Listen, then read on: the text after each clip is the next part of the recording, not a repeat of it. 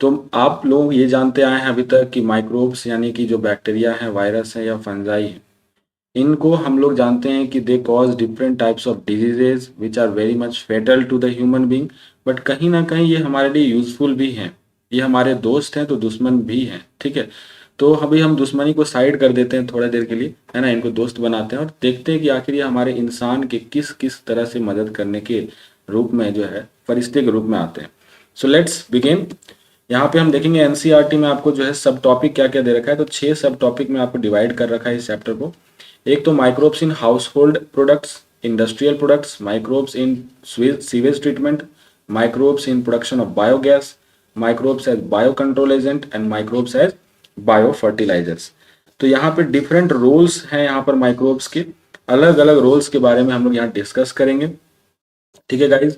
Questions इस chapter से लगभग नीट में हर साल 2 तो आ जाते हैं, कम से कम 2 तो आ ही जाएंगे, है ना। और दोनों के दोनों बहुत इजी होते हैं क्वेश्चन। आपको थोड़ा बहुत भी अगर याद है माइक्रोब का नाम और उनका काम, ठीक है, नाम और उनका काम, यही 2 चीज यहाँ याद रखना है, तो आपको इजीली जो है वो क्वेश्चन सॉल्व हो जाता है, ठीक है। तो यहाँ सबसे पहला टॉपिक है microbes in house hold product, मतलब हमारे दिनचर्या में कैसे वो काम कर रहा है। हमारे घर में कुछ ऐसे, जैसे कर्ड बना रहे हो आप, दही बना रहे हो, तो दही जो दूध से आप बना रहे हो वो कहीं ना कहीं बैक्टीरिया उसमें इन्वॉल्व है ना। आप ये चीज़ें बहुत पहले बिगिनिंग से साइंस में पढ़ते चले आ रहे हो, है ना।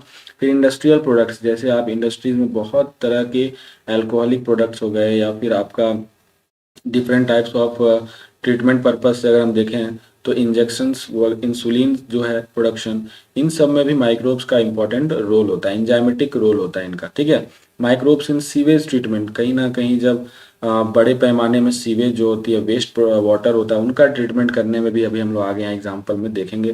Production of biogas, that is very important scope of energy and coming future.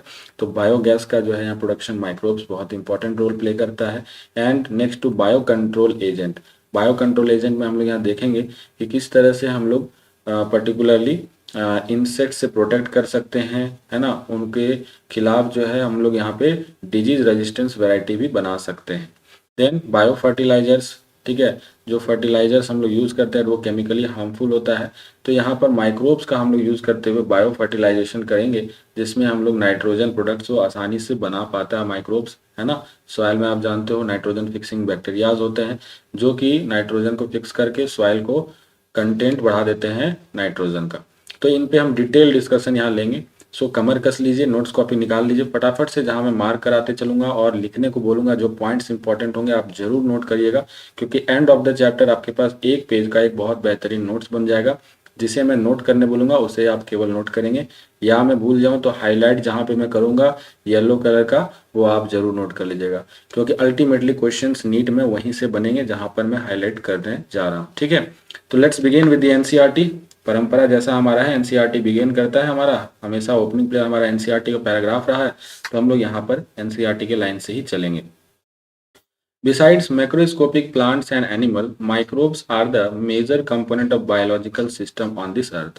ठीक है, आप पेड़ पौधा, है ना, तरह तरह के जानवर इस धरती पे देखते हो, उनके अलावा भी ऐसे कुछ हैं ऑर्गेनिज्म जिसको आप नहीं देख पाते अपनी खुली आंखों से, एंड वो भी इस बायोलॉजिकल सिस्टम के उतने ही अहम हिस्सा हैं जितना कि प्लांट्स और एनिमल्स हैं। You have studied about the diversity of living organisms, ये ऑलरेडी आपने पढ़ रखा है क्लास 11 चैप्टर नंबर 4 में, एनिमल किंगडम में। Do you remember which kingdom among the living organisms the contain micro organisms, micro organisms किस तरह के किंगडम में आया था, याद है। तो बैक्टीरिया का पूरा किंगडम था मोनेरा, याद होगा आपको, उसमें आपका जो है पर्टिकुलरली माइक्रो ऑर्गेनिजम्स बैक्टीरिया आते हैं, ठीक है। वायरस का तो एक अलग कहानी हो गया, वायरस को हम 5 किंगडम में तो रखे भी नहीं थे। Which are the ones that only are microscopic, microbes are present everywhere, बहुत इंपॉर्टेंट ये लाइन है बच्चा, ये ओमनी प्रेजेंट होता है, ये हर जगह हर कोने में आपको मिल सकता है। इवन आपको ऐसा लग रहा होगा कि in this room, in this air that is absence of microorganisms, ऐसा नहीं है। आप 100% स्टेरिलिटी अचीव नहीं कर पाते हैं, ठीक है। आप चाहेंगे तो वहां पर कितना भी प्रयास कर लें, कुछ ना कुछ माइक्रो ऑर्गेनिजम्स ऐसे होंगे जो सस्टेन कर ही जाएंगे, ठीक है। In soil also, in water also, in air also, inside our bodies, हमारे शरीर के अंदर भी माइक्रोब ऑर्गेनिजम्स हैं जो कि हमारे लिए फेवरेबल है, ठीक है। हमारे उस पर्टिकुलर इन्वायरमेंट बना करके कोई पर्टिकुलर चीज है कि हो सकता है कि हमें हार्म कर सकता हो, इवन कोई चीज हमारा मदद भी करता है, ठीक है, ई कोलाई प्रेजेंट है, ठीक है, then that of other animals and plants also, they are present even at the site where no other life forms could possibly exist. ऐसे भी साइट्स पर ये देखे जा सकते हैं जहाँ पर कोई और अन्य जीव जंतु नहीं मिल सकते हैं। मतलब इतना वीरान जगह हो सकता है वो, जहाँ पर कोई तरह के प्लांट, कोई तरह के एनिमल नहीं है, लेकिन ये प्रेजेंट है भाई साहब। ये कैसे प्रेजेंट है? क्योंकि ये अपने आप को उस एनवायरनमेंट में रख पाने के लिए कैपेबल है। इनके पास हाई टेम्परेचर झेलने की शक्ति है, इनके पास बहुत लो टेम्परेचर भी झेलने की शक्ति है। तो देयर इज अ ह्यूज, है ना, आप कह सकते हो diversity among this micro organisms, right. Example के तौर पे लिखा हुआ है deep inside the geysers also, that is जो थर्मल वेंट्स होते हैं वहां पे भी पाए जा सकते हैं।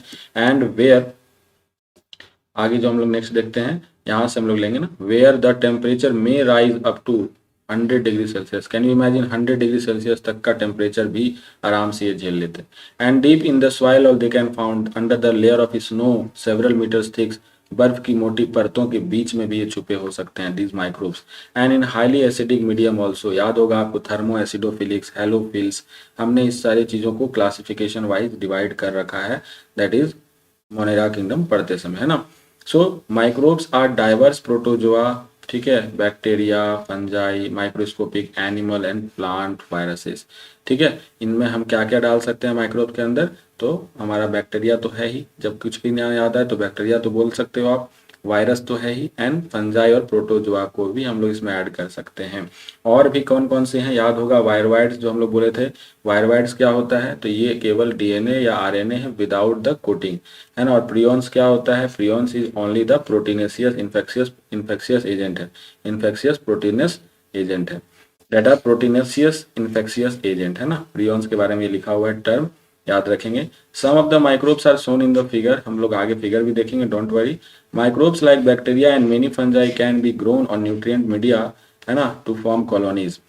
जानते हैं, अगर आप माइक्रो बायोलॉजी के लैब में जाएंगे, विजिट करेंगे, तो वहाँ पे हम लोग आर्टिफिशियली जो है बैक्टीरिया और फंजाई को ग्रो कराते हैं, उनका कल्चर मीडियम तैयार करते हैं, and they are allowed to grown and that can be seen with the naked eyes also. लेकिन इजिली विजुअलाइज नहीं हो पाता है नेकेड आई से, तो हम उसको माइक्रोस्कोप के अंदर प्रॉपर स्टडी करते हैं, ठीक है। Such cultures are useful in studies of micro organisms. तो माइक्रो ऑर्गेनिम्स तो भाई जम की पढ़ाई होती है। जब आप मेडिकल में जाएंगे तो आपको जो है सेकेंड ईयर में जो है माइक्रो बायोलॉजी करके एक लंबा बहुत ही हेक्टिक लेक्चर्स लगेंगे। वहाँ पर आप एक एक बैक्टीरिया, एक एक वायरस के बारे में पढ़ने को मिलेगा इन डिटेल, कि वहाँ पर उसका जो है एंटीजेनिसिटी क्या होता है, पैथोजेनिसिटी क्या होता है, क्या क्या वो डिजीज कॉज करते हैं, and then what are the particular test to recognize them, है ना, उनकी डायग्नोसिस कैसे करेंगे, उनकी ट्रीटमेंट कैसे करेंगे, ये सब चीज़ आपको वहाँ पर खूब जम के पढ़ना है। तो यहाँ पे बहुत बच्चे पीएचडी करने निकल जाते हैं भैया कि हम बैक्टीरिया उठाएं, तो बैक्टीरिया, एक बैक्टीरिया का नाम और उसका काम बस जानना है यहाँ पर आपके 12th लेवल पे। आपको उसके पर्टिकुलर अंदर जाके जीन के बारे में, उसके जाके पैथोजेनिसिटी के बारे में इतना डिटेल में नहीं घुसना है, राइट। एनसीईआरटी को पकड़ के चलेंगे, बेसिक पकड़ के चलेंगे, then you will succeed in your goal. आपका गोल केवल एनसीईआरटी फुलफिल कर पाएगा। सो मैंने यहाँ पर अभी क्या किया है, आपको एक येलो कलर से जो है मार्क किया है, ये है प्रियॉन्स के बारे में, आपने पढ़ रखा होगा पहले भी। So no need to be much worried about this. 100 degree celsius में मार्क कर देता हूँ, क्योंकि ये टेम्परेचर थर्मल वेंट पर हम लोगों ने डिस्कस किया, तो ये मोर देन अब 100 डिग्री सेल्सियस भी हो सकता है। This is discussed here in this paragraph, nothing much important. चलिए आगे हम लोग बढ़ते हैं। Here we have to discuss कि हमने चैप्टर 8 में देखा कि आप माइक्रोब्स जो है causes large number of disease in human being, है ना। ह्यूमन हेल्थ डिजीज हम लोग पढ़ रहे थे, तो वहाँ पे देखे थे कि बैक्टीरियल डिजीज हमने काफ़ी पढ़ा, ठीक है। वहाँ पे वायरल डिजीज पढ़ा, तो वो डिजीज जो है माइक्रोब्स कॉज कर रहे हैं, and they also cause disease in animals and plants, but this should not make you think कि ऑल माइक्रोब्स आर हार्मफुल। लेकिन यही चीज़ मैंने शुरुआत में चैप्टर में कहा था कि सारे माइक्रोब्स हमारे दुश्मन नहीं हैं, सारे माइक्रोब्स हमारे लिए हार्मफुल नहीं है। ऐसे भी माइक्रोब्स हैं, there are several microbes which are useful to the man in a diverse way, ठीक है, जो इंसान के लिए बहुत जरूरी हो सकता है, बहुत ज़्यादा जरूरी। हर एक पर्टिकुलर आप एक्टिविटी जो है माइक्रोब्स के विदाउट परफॉर्म करने का इमेजिन नहीं कर सकते। Some of the most important contribution of microbes to human welfare are discussed in this chapter. तो चलिए चैप्टर का ये इंट्रोडक्शन हो गया कंप्लीट। शुरू करते हैं topic number 1, that is microbes in household products. यहाँ से हम लोग लेंगे कि हाउस होल्ड प्रोडक्ट्स में किस तरह से माइक्रोब्स हमारे लिए इंपॉर्टेंट रोल प्ले करता है। Let's begin with this. Okay, so let's begin this कि हाउस होल्ड प्रोडक्ट में माइक्रोब्स आपका कैसे इंपॉर्टेंट रोल प्ले करता है, उसके बारे में हम लोग एनसीईआरटी के कुछ एग्जांपल्स, कुछ केसेस देखेंगे। So let's start from this NCERT.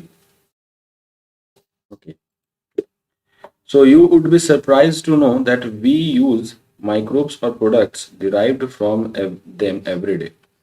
That is common example is the production of curd from milk. सभी जानते हैं कि जो दूध से दही बनाने का क्रम है, ये जो पूरा प्रोसेस है, ये तब पॉसिबल हो पाता है जब हम बैक्टीरिया, लैक्टोबैसिलस बैक्टीरिया जो है उसका हेल्प अगर नहीं मिले हमें तो ये पॉसिबल ही नहीं होगा ये प्रोसेस। कितना इंपॉर्टेंट ये समझो कि रोल है। Microorganisms such as lactobacillus and other commonly called as lactic acid bacteria grow in milk and convert it to the curd, है ना। तो बहुत इंपॉर्टेंट, एक पहला तो ये वर्क हो गया। During this growth lactic acid bacteria करता क्या है, that will coagulate and partially digest the milk protein. जो मिल्क प्रोटीन होता है उसको वो क्या करते हैं, पार्शियली डाइजेस्ट कर देते हैं। A small amount of curd added to fresh milk as an inoculum or starter contains millions of lactic acid bacteria. तो अब सवाल उठता है कि सर हम उस लैक्टिक एसिड बैक्टीरिया को कहाँ से लाएंगे, क्योंकि मिल्क ऑटोमेटिकली आपका दही तो नहीं बन जाएगा। तो हम क्या करते हैं, थोड़ा सा दही जरूर ऐड करते हैं मिल्क में। आपने देखा होगा घर में मम्मी को, है ना, दही बनाने के क्रम में क्या किया जाता है कि हल्का सा दही हम लोग मिल्क में ऐड करते हैं, और उसमें हल्का सा जो दही है उसी में आपको जो है मिलियंस ऑफ लैक्टोबैसिलस बैक्टीरियाज हैं, ठीक है, जो कि बाद में मल्टीप्लाई करके ग्रो करके इतना ज़्यादा, है ना, थोड़ा समय के बाद तुरंत पूरा ग्रो कर जाते हैं और वो पूरे तरह से वहाँ पर प्रोटीन को जो पार्शली डाइजेस्ट कर देते हैं। And which is put at suitable temperature, है ना। हम कहते हैं कि हल्का लूक वार्म होना चाहिए, है ना, दूध पूरी तरह से गर्म रहेगा तो भी आपका दही अच्छा से नहीं बनेगा। And this converting the milk to curd which also improves its nutritional quality by increasing the vitamin B12। देखो यहाँ पे ना केवल वो दही बना रहा है, जबकि उसके में आपको विटामिन का भी जो है बढ़ोतरी हो गया। मतलब जब दही बना तो दही में विटामिन B12 का कंटेंट क्या हो जाता है, बढ़ जाता है। And in our stomach too lactobacillus जो बैक्टीरियाज हैं that is playing very beneficial role in checking the disease causing microbes. तो जो माइक्रोब्स है, ऐसे माइक्रोब्स हैं जो डिजीज कॉज कर रहे होंगे, उनसे भी बचाने का काम ये बैक्टीरिया हमें मदद करता है, ठीक है। तो यहाँ पे बहुत इंपॉर्टेंट पॉइंट्स क्या मिल गया कि लैक्टोबैसिलस बैक्टीरिया के बारे में आपने देखा, क्या करता है ये, ऐसे दही बनाने के क्रम में पार्शली डाइजेस्ट करता है मिल्क प्रोटीन को, ये याद रखिएगा पॉइंट। दूसरा पॉइंट याद रखना है कि विटामिन B12 का कंटेंट क्या करता है, ये इंक्रीज कर देता है, right. Now here we have some figure given. चलिए देख लेते हैं, जरा एक बार फिगर पे नजर दौड़ा लीजिए। पहला फिगर क्या है, तो first figure is of bacteria, जो कि रॉड शेप्ड बैक्टीरिया आप देख सकते हो। ये आपको माइक्रोस्कोप के अंदर विजुअलाइज हो पाएगा आराम से, जब आप स्लाइड्स बनाइएगा कल्चर मीडियम में तैयार करके, तो वहां पर आपको बैक्टीरिया का इस तरह से शेप दिखाई दे देगा माइक्रोबायोलॉजी के लैब में। फिर आपका जो है स्फेरिकल टाइप के बैक्टीरिया, यहाँ ऑप्शन जो है बी में दे रखा है ना, फिगर बी में देखो स्फेरिकल टाइप ऑफ बैक्टीरिया है। और सी में आप देखो तो सी में आपको फ्लैजिला भी दिखाई पड़ रहा है। आप सोचो कि बैक्टीरिया इतना छोटा है और उसमें से फ्लैजिला, उसका जो स्ट्रक्चरल पोर्शन है वो दिखाई दे रहा है, इसका मतलब कितना हाई मैग्निफिकेशन में देखा गया होगा। यहाँ पे लिखा हुआ है 50,000 आसपास में इसको मैग्नीफाई कर दिया गया, 50,000x में इसको मैग्निफिकेशन किया गया, तब जाके उसका फ्लैजिला दिखा। यानी पहला जो था वो मैग्निफिकेशन आपका जो फर्स्ट रॉड शेप्ड वाला हम लोग जो देख रहे हैं डायग्राम, वो 1500x पे देखा जा रहा है। सेकंड वाला जो है वो भी आपको 1500x पे देखा जा रहा है। एंड जो थर्ड है जो कि काफी ज्यादा अल्ट्रा मैग्निफाइड है, दैट इज 50,000x टर्म तक ये आपको मैग्निफाइड है। इधर आएंगे तो वायरस, देखो यहाँ पे वायरस को देखने के लिए तो और भी छोटा होता है, वायरस बैक्टीरिया से भी ज्यादा छोटा होता है। तो उसके लिए मैग्निफिकेशन कितना चाहिए, लगभग 1 लाख टू 1,50,000 आसपास मैग्निफिकेशन चाहिए होता है। तो यहाँ पे आप देख सकते हो ये फिगर बैक्टीरियोफेज का है। इसमें आपको याद होगा हेड, कॉलर, टेल पोर्शन होता है, याद है जब आप चैप्टर नंबर बायोलॉजिकल क्लासिफिकेशन में इसको आपको फिगर था वहां पर एनसीईआरटी में। तो ये दूसरी बारी है जो एनसीईआरटी में डायग्राम है, लेकिन थोड़ा यहाँ पे दो अलग पॉइंट और भी दिखाया हुआ है जो कि वहां पर उस डायग्राम में नहीं था, जो कि है पिंस एंड प्रोंग्स। तो आ जाए क्वेश्चन तो आपको ऐसा नहीं लगना चाहिए अगर लेवलिंग करके ये दो लेवल करके आपको पूछ दे ये क्या है, तो आप बच्चे कंफ्यूज इसलिए हो जाते हैं कि हो सकता है आपको लगता है कि ये आउट ऑफ क्वेश्चन सिलेबस पूछ दिया है ना, लेकिन ये असल में ह्यूमन हेल्थ डिजीज में और ज्यादा लेवलिंग इसमें दिया हुआ है। प्लेट दिया हुआ है, पिंस दिया हुआ है, प्रोंग्स दिया हुआ है, इसलिए आपको मैं विजुअलाइज फिगर पहले करा दे रहा हूँ और इसको भी ध्यान में रख के डायग्राम को आप चलेंगे। फिर आते हैं बैक्टीरियोफेज का ये रीजन क्या हो गया, तो ये इसका जो है हेड रीजन हो गया, ठीक है। और उसके बाद क्या हो जाएगा, ये जो बैक्टीरिया है, ये जो वायरस है वो क्या है, ये वायरस जो ऑप्शन फिगर सी में दिखाया हुआ है वो rod shaped tobacco mosaic virus है। टोबैको मोज़ेक वायरस याद करो, जब मैं आपको पढ़ा रहा था strategies enhancement in food production, तो आप टोबैको मोज़ेक वायरस के अगेंस्ट हमने बहुत सारे प्लांट्स जो है डिजीज रेजिस्टेंस बनाए थे। तो ये जो है क्या करता है, ये टोबैको प्लांट में मेनली जो है लीफ कर्लिंग करा देता है ना। एंड ये वायरस जो है यहाँ पे देख सकते हो रॉड शेप्ड वायरस है। तो ये फिगर सारे बहुत इंपॉर्टेंट है, क्योंकि क्वेश्चन कभी आपको बना के फिगर दिखा के आपको पूछ लिया जाएगा ये फिगर आपको क्या दिखाता है, what is the reference from you get. Again you can see here that is, यहाँ पे आपको फिगर ए में दिखाया जा रहा है colonies of bacteria growing in petri dish. बहुत सारा बैक्टीरिया का ये कॉलोनी है ना। There is large number of bacteria growing in colony. And second क्या है, फंगल कॉलोनी है growing in a petri dish. ये जो है वो क्या है, ये फंगल का कॉलोनी है। तो पहला वाला हो गया bacterial colony and second one हो गया फंगल कॉलोनी। चलिए बात कर रहे थे अभी हम लोग हाउस होल्ड वर्क में एक्टिविटीज में कैसे माइक्रोब्स हमारे लिए इंपॉर्टेंट है, जिसमें हमने पहला एग्जांपल देखा था curd formation from lactic acid, sorry from milk. अब हम लोग यहाँ आगे और भी बहुत सारे एग्जांपल्स देखेंगे, जैसे कि आपका जो है डॉ जो होता है which is use for making food such as dosa and idli is also fermented by bacteria.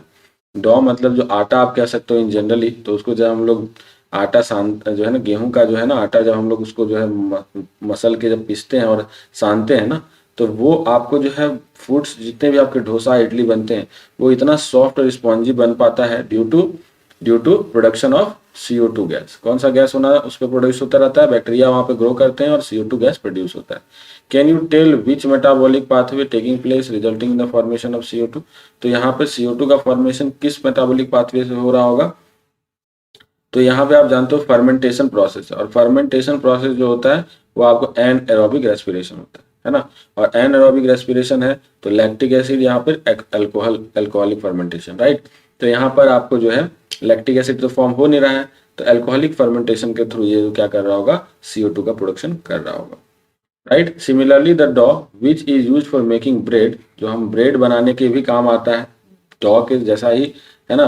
जिस तरह से डॉ में आपने देखा कि बैक्टीरिया जो है CO2 ग्रोथ करा रहे हैं और डोसा और इडली को बड़ा spongy and puffed up appearance देते हैं। कौन सा अपीयरेंस देते हैं, तो पफ्ड अप अपीयरेंस।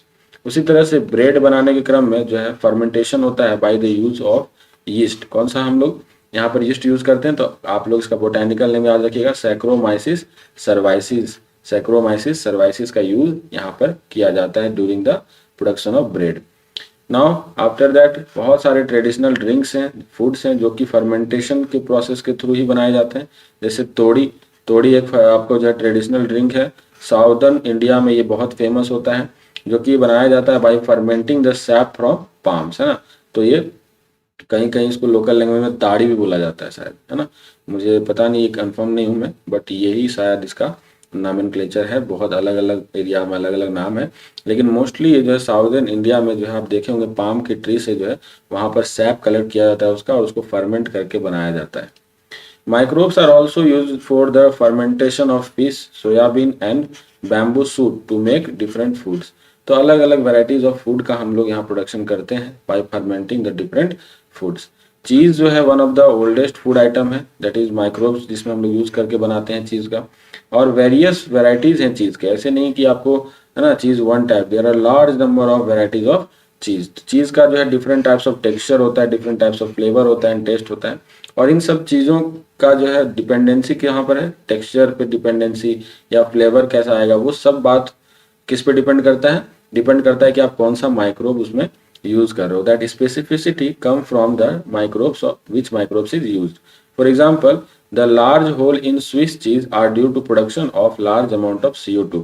जो स्विस चीज होता है one of the type of cheese है ये, उसमें आपका बहुत बड़ा बड़ा अगर होल है तो वो है रीजन क्या है उसके पीछे, क्योंकि वहां पर अमाउंट जो है CO2 का बहुत ज्यादा प्रोड्यूस हो रहा है। किसके द्वारा प्रोड्यूस हो रहा है, कौन सा बैक्टीरिया, तो आपको नाम याद रखना है, प्रोपियोनी बैक्टीरियम सरमानी।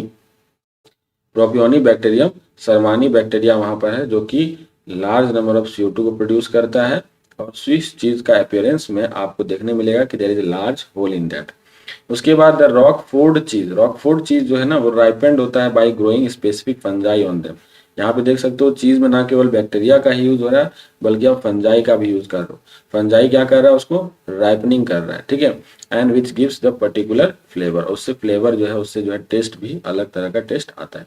तो इस पैराग्राफ में आपको इंपॉर्टेंट क्या मिल रहा है उसको मैं हाईलाइट कर देता हूँ। सबसे पहले तो डॉ आपने जो बनाया वो CO2 गैस का प्रोडक्शन होने से पफ्ड अप अपीयरेंस देता है वो, और इसका यूज होता है डोसा और इडली के बनाने में, ठीक, पहला। दूसरा हो गया ब्रेड जब आपने बनाया तो फर्मेंट किया बेकर ईस्ट, जो आपको नाम है बोटानिकल नेम इसका, सॉरी आप इसका नोमेनक्लेचर बोलोगे सैक्रोमाइसिस सर्वाइसी। नेक्स्ट आपने इधर पढ़ा था टोडी, जो कि एक साउथ इंडियन का जो है ड्रिंक है, ट्रेडिशनल ड्रिंक, जो कि आपका fermenting SAP of the palm से मिलता है ना, सैप ऑफ पाम को हम लोग फर्मेंट करते हैं। तो उसके बाद आपने चीज में देखा दो यहाँ पर इंपॉर्टेंट नाम, एक तो आपने देखा स्विस चीज, है ना, पहला आपने देखा स्विस चीज जिसमें आपने देखा कि CO2 के प्रोडक्शन से लार्ज होल्स प्रेजेंट होते हैं उसमें, और ये जो है काम कौन कर जाता है, तो बैक्टीरिया प्रोपियोनी बैक्टीरियम शर्मानी, याद रखना नाम इसका, है ना, ये काम इसका करना है। और रॉकफोर्टी चीज में हम लोग क्या देखें कि ये राइपनिंग होता है इसका, दैट इज R से रॉकफोर्ट, R से राइपनिंग, इस तरह याद रख लो। और इसमें यूज होता है फंजाई का, जो कि इसको राइपन करके एक special type of particular flavour generate करता है। तो इस डायग्राम इस पर्टिकुलर पैरा से आपके पास बहुत सारे क्वेश्चन बनने को तैयार है NCERT में, ठीक है। आप इसको जो है नोट करते चलेंगे, सारे इंपॉर्टेंट पॉइंट्स को शॉर्ट में नोट करते चलेंगे, ठीक है। आगे बढ़ते हैं बच्चा लोग, यहाँ पे हम लोग और इसके बाद बात करेंगे। तो यहाँ पे हमने देखा था रॉकफोर्टी चीज का हमने डिस्कस कर लिया है, पर्टिकुलर फ्लेवर आ चुका था, ये because of fungi, special growth of fungi हुआ था वहां पर। अब हम लोग बात करेंगे microbes in industrial product, industry के कुछ ऐसे प्रोडक्ट्स में जहां पर, है ना, लार्ज अमाउंट में हम लोग प्रोडक्शन करना है। इंडस्ट्री प्रोडक्ट्स वही होते हैं ना जिसका हम लोग ह्यूज सप्लाई चेन बना के रखे हुए, उसमें कैसे माइक्रोब्स हमारे लिए जरूरत का है वो हम लोग बात करेंगे। So even in industry also microbes are useful in synthesising number of products that is valuable to the human being. जैसे में आ गया बेवरेजेज आ गया, एंटीबायोटिक्स आ गया, कुछ एग्जांपल हो गए ऐसे प्रोडक्ट्स है ये जो कि आपका ह्यूमन बीइंग के लिए बहुत इंपॉर्टेंट है। And production on large scale, industrial scale requires growing microbes in a very large scale, है ना, वेसल्स में हम लोग इसको ग्रो कराते हैं। अब सोचो कि इतना बड़े पैमाने में हमें संख्या में जब ग्रो कराना है, प्रोडक्ट्स बनाना है, तो हमें बैक्टीरिया और उस तरह के माइक्रोब्स भी उतना ज़्यादा क्वांटिटी भी चाहिए उसका, उसको हम ग्रो कराने के लिए एक स्पेशल वेसल लेते हैं, स्पेशल कंटेनर लेते हैं जिसको हम फर्मेंटर्स बोलते हैं। ये फर्मेंटर्स आप डायग्राम में देख सकते हो, इसी के अंदर आपका जो है बैक्टीरिया का ग्रोथ किया जाता है, इतने ह्यूज अमाउंट में कराया जाता है ताकि ये जो है बैक्टीरिया को हम लोग इससे जो है ह्यूज अमाउंट ऑफ प्रोडक्ट्स भी बना सकें, ठीक है। अब आते हैं सबसे पहला इसके अंदर है इंडस्ट्रियल प्रोडक्ट्स के अंदर आ गया fermented beverages. Microbes specially east, है ना, जनरली आपको ईस्ट का यूज करना है यहाँ पर, that have been used from time immemorial for the production of beverages like wine, beer, whiskey, brandy and rum। ये सारे जो हैं ड्रिंक्स हैं जिसका यूज हम लोग यहाँ पर अल्कोहलिक पर्पस में कर रहे हैं, ठीक है, जो कि आपका कौन सा ईस्ट की मदद से मिलता है, दैट इज साइक्रोमाइसिस सर्वाइस। ये बहुत इंपॉर्टेंट ईस्ट है बच्चा, नाम याद रखेंगे। ये जो ड्रिंक्स हैं ये बनते हैं बिकॉज ऑफ द ईस्ट, कौन सा ईस्ट, साइक्रोमाइसिस सर्वाइसी, जो कि आपने ब्रेड बनाने वक्त भी यूज किया था, देखा था, जिसको अब यहाँ पर हमने पीछे पढ़ा था उसको बेकर ईस्ट, अब हम लोग यहाँ इसको ब्रूअर ईस्ट भी बोलेंगे। ब्रूअर क्यों, क्योंकि it is used for making the different drinks, है ना, beverages, right, and these ferment actually it is used for fermenting malted cereals and fruit juices। तो ये सारे ड्रिंक्स जो हैं डिपेंड करते हैं कि आपका किसको आप फर्मेंट कर रहे हो, ठीक है।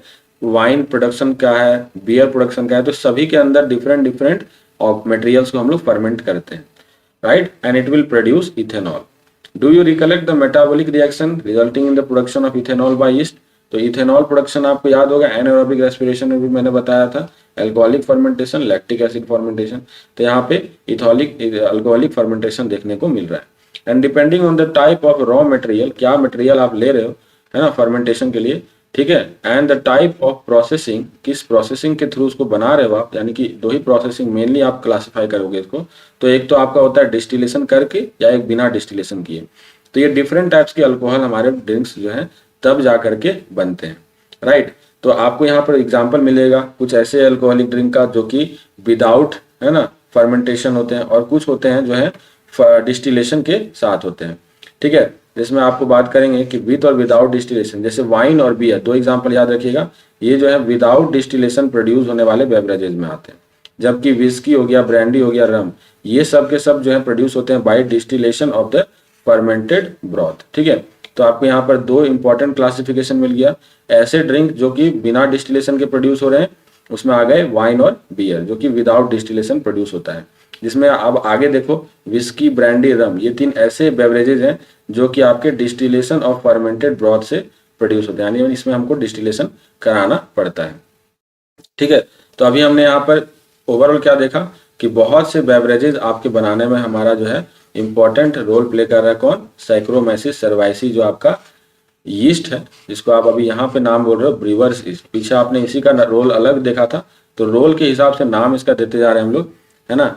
इंसान तो वही है, ऑर्गेनिज्म तो वही है, बट इसका रोल बदलते चला जा रहा है। जैसे पीछे आपने बेकर यीस्ट बोला, यहाँ आपने ब्रूअर्स यीस्ट बोला, बिकॉज ऑफ द कि वो प्रोडक्ट किसके में बनाने में क्या काम आता है, राइट। आप यहाँ पे फिगर में देख सकते हो, ये फर्मेंटेशन प्लांट है ना, वन ऑफ दैट, बहुत बड़ा स्केल में इसको हम लोग ग्रो करा रहे हैं एंड इसका प्रोडक्शन करते हैं। अब नेक्स्ट हमारा जो आइटम है, नेक्स्ट हमारा जो प्रोडक्ट है वो एंटीबायोटिक्स है। एंटीबायोटिक्स क्या होता है, ध्यान से समझिएगा बात को। किसी पर्टिकुलर माइक्रो ऑर्गेनिज्म से उसी का सिक्रीशन, ठीक है, उसके दूसरे माइक्रो ऑर्गेनिज्म्स पे, अदर माइक्रो ऑर्गेनिज्म्स पे क्या करता है, एक्शन शो करता है, उसके ऊपर जो है ना, उसको किल करता है या उसके ग्रोथ को रिटार्ड करता है। मैंने दो चीज बोला यहाँ पर, या तो किल कर देगा या तो उसके ग्रोथ को रिटार्ड कर देगा, मतलब स्लो कर देगा।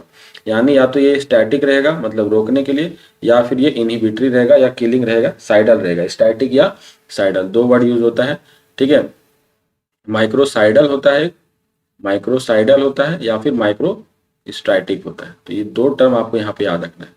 Antibiotic, it is produced by microbes, है ना, regarded as one of the most significant discoveries of 20th century and have greatly contributed toward the welfare of human society. आप जानते हैं कि हमारा एंटीबायोटिक्स कितना आसानी से हमारे को बहुत अलग अलग बीमारी से बचा पाता है ना। ये वर्ड में दो नाम इसमें छुपा हुआ, एक एंटी और एक बायोटिक्स। ये ग्रीक वर्ड से आया है, जिसमें एंटी का मतलब हो गया अगेंस्ट, और बायो का मतलब आप जानते ही लाइफ होता है। दैट मीन्स टुगेदर इनको अगर मिला दें तो ये मतलब हो गया कि अगेंस्ट द लाइफ, यानी किसी पर्टिकुलर माइक्रो ऑर्गेनिजम्स के लाइफ के, यानी उनके जीवन के क्या है, ये दुश्मन है। Whereas the reference of human being, लेकिन इंसानों के लिए अगर हम बात करें तो they are actually as pro life. हमारे लिए तो ये बहुत अच्छा है, क्योंकि जब माइक्रोब्स हमारे अंदर जो डिजीज कॉज करता है उसको ये आकर के उसको किल करता है या उसको जो है ग्रो करने से रोकता है, तो फिर ये इंसान को क्या करता है, बचाता है। तो हमारे इंसानों के लिए क्या है, ये प्रो लाइफ है, बट ये माइक्रो ऑर्गेनिज्म्स के लिए क्या है, उनके लिए एंटीबायोटिक्स है। ठीक है, तो antibiotics are the chemical substance, definition यहाँ से शुरू होगा, which are produced by some microbes, है ना, माइक्रोब्स के द्वारा ही ये प्रोड्यूस होगा। और क्या करेगा, दूसरे अलग और माइक्रोब्स को क्या करता है, किल करता है या रिटार्ड करता है उसके ग्रोथ को, है ना। ये समझ में आ रहा बात, किसी एक माइक्रोब से ने इसके प्रोड्यूस किया और दूसरे माइक्रोब्स के ऊपर ये एक्ट करके उसके ग्रोथ को या उसके, है ना, लाइफ को खत्म करता है। You might be familiar with the commonly used antibiotic, जिसका नाम हम लोग सभी ने सुना होगा, पेनिसिलिन जो है one of the common antibiotic है।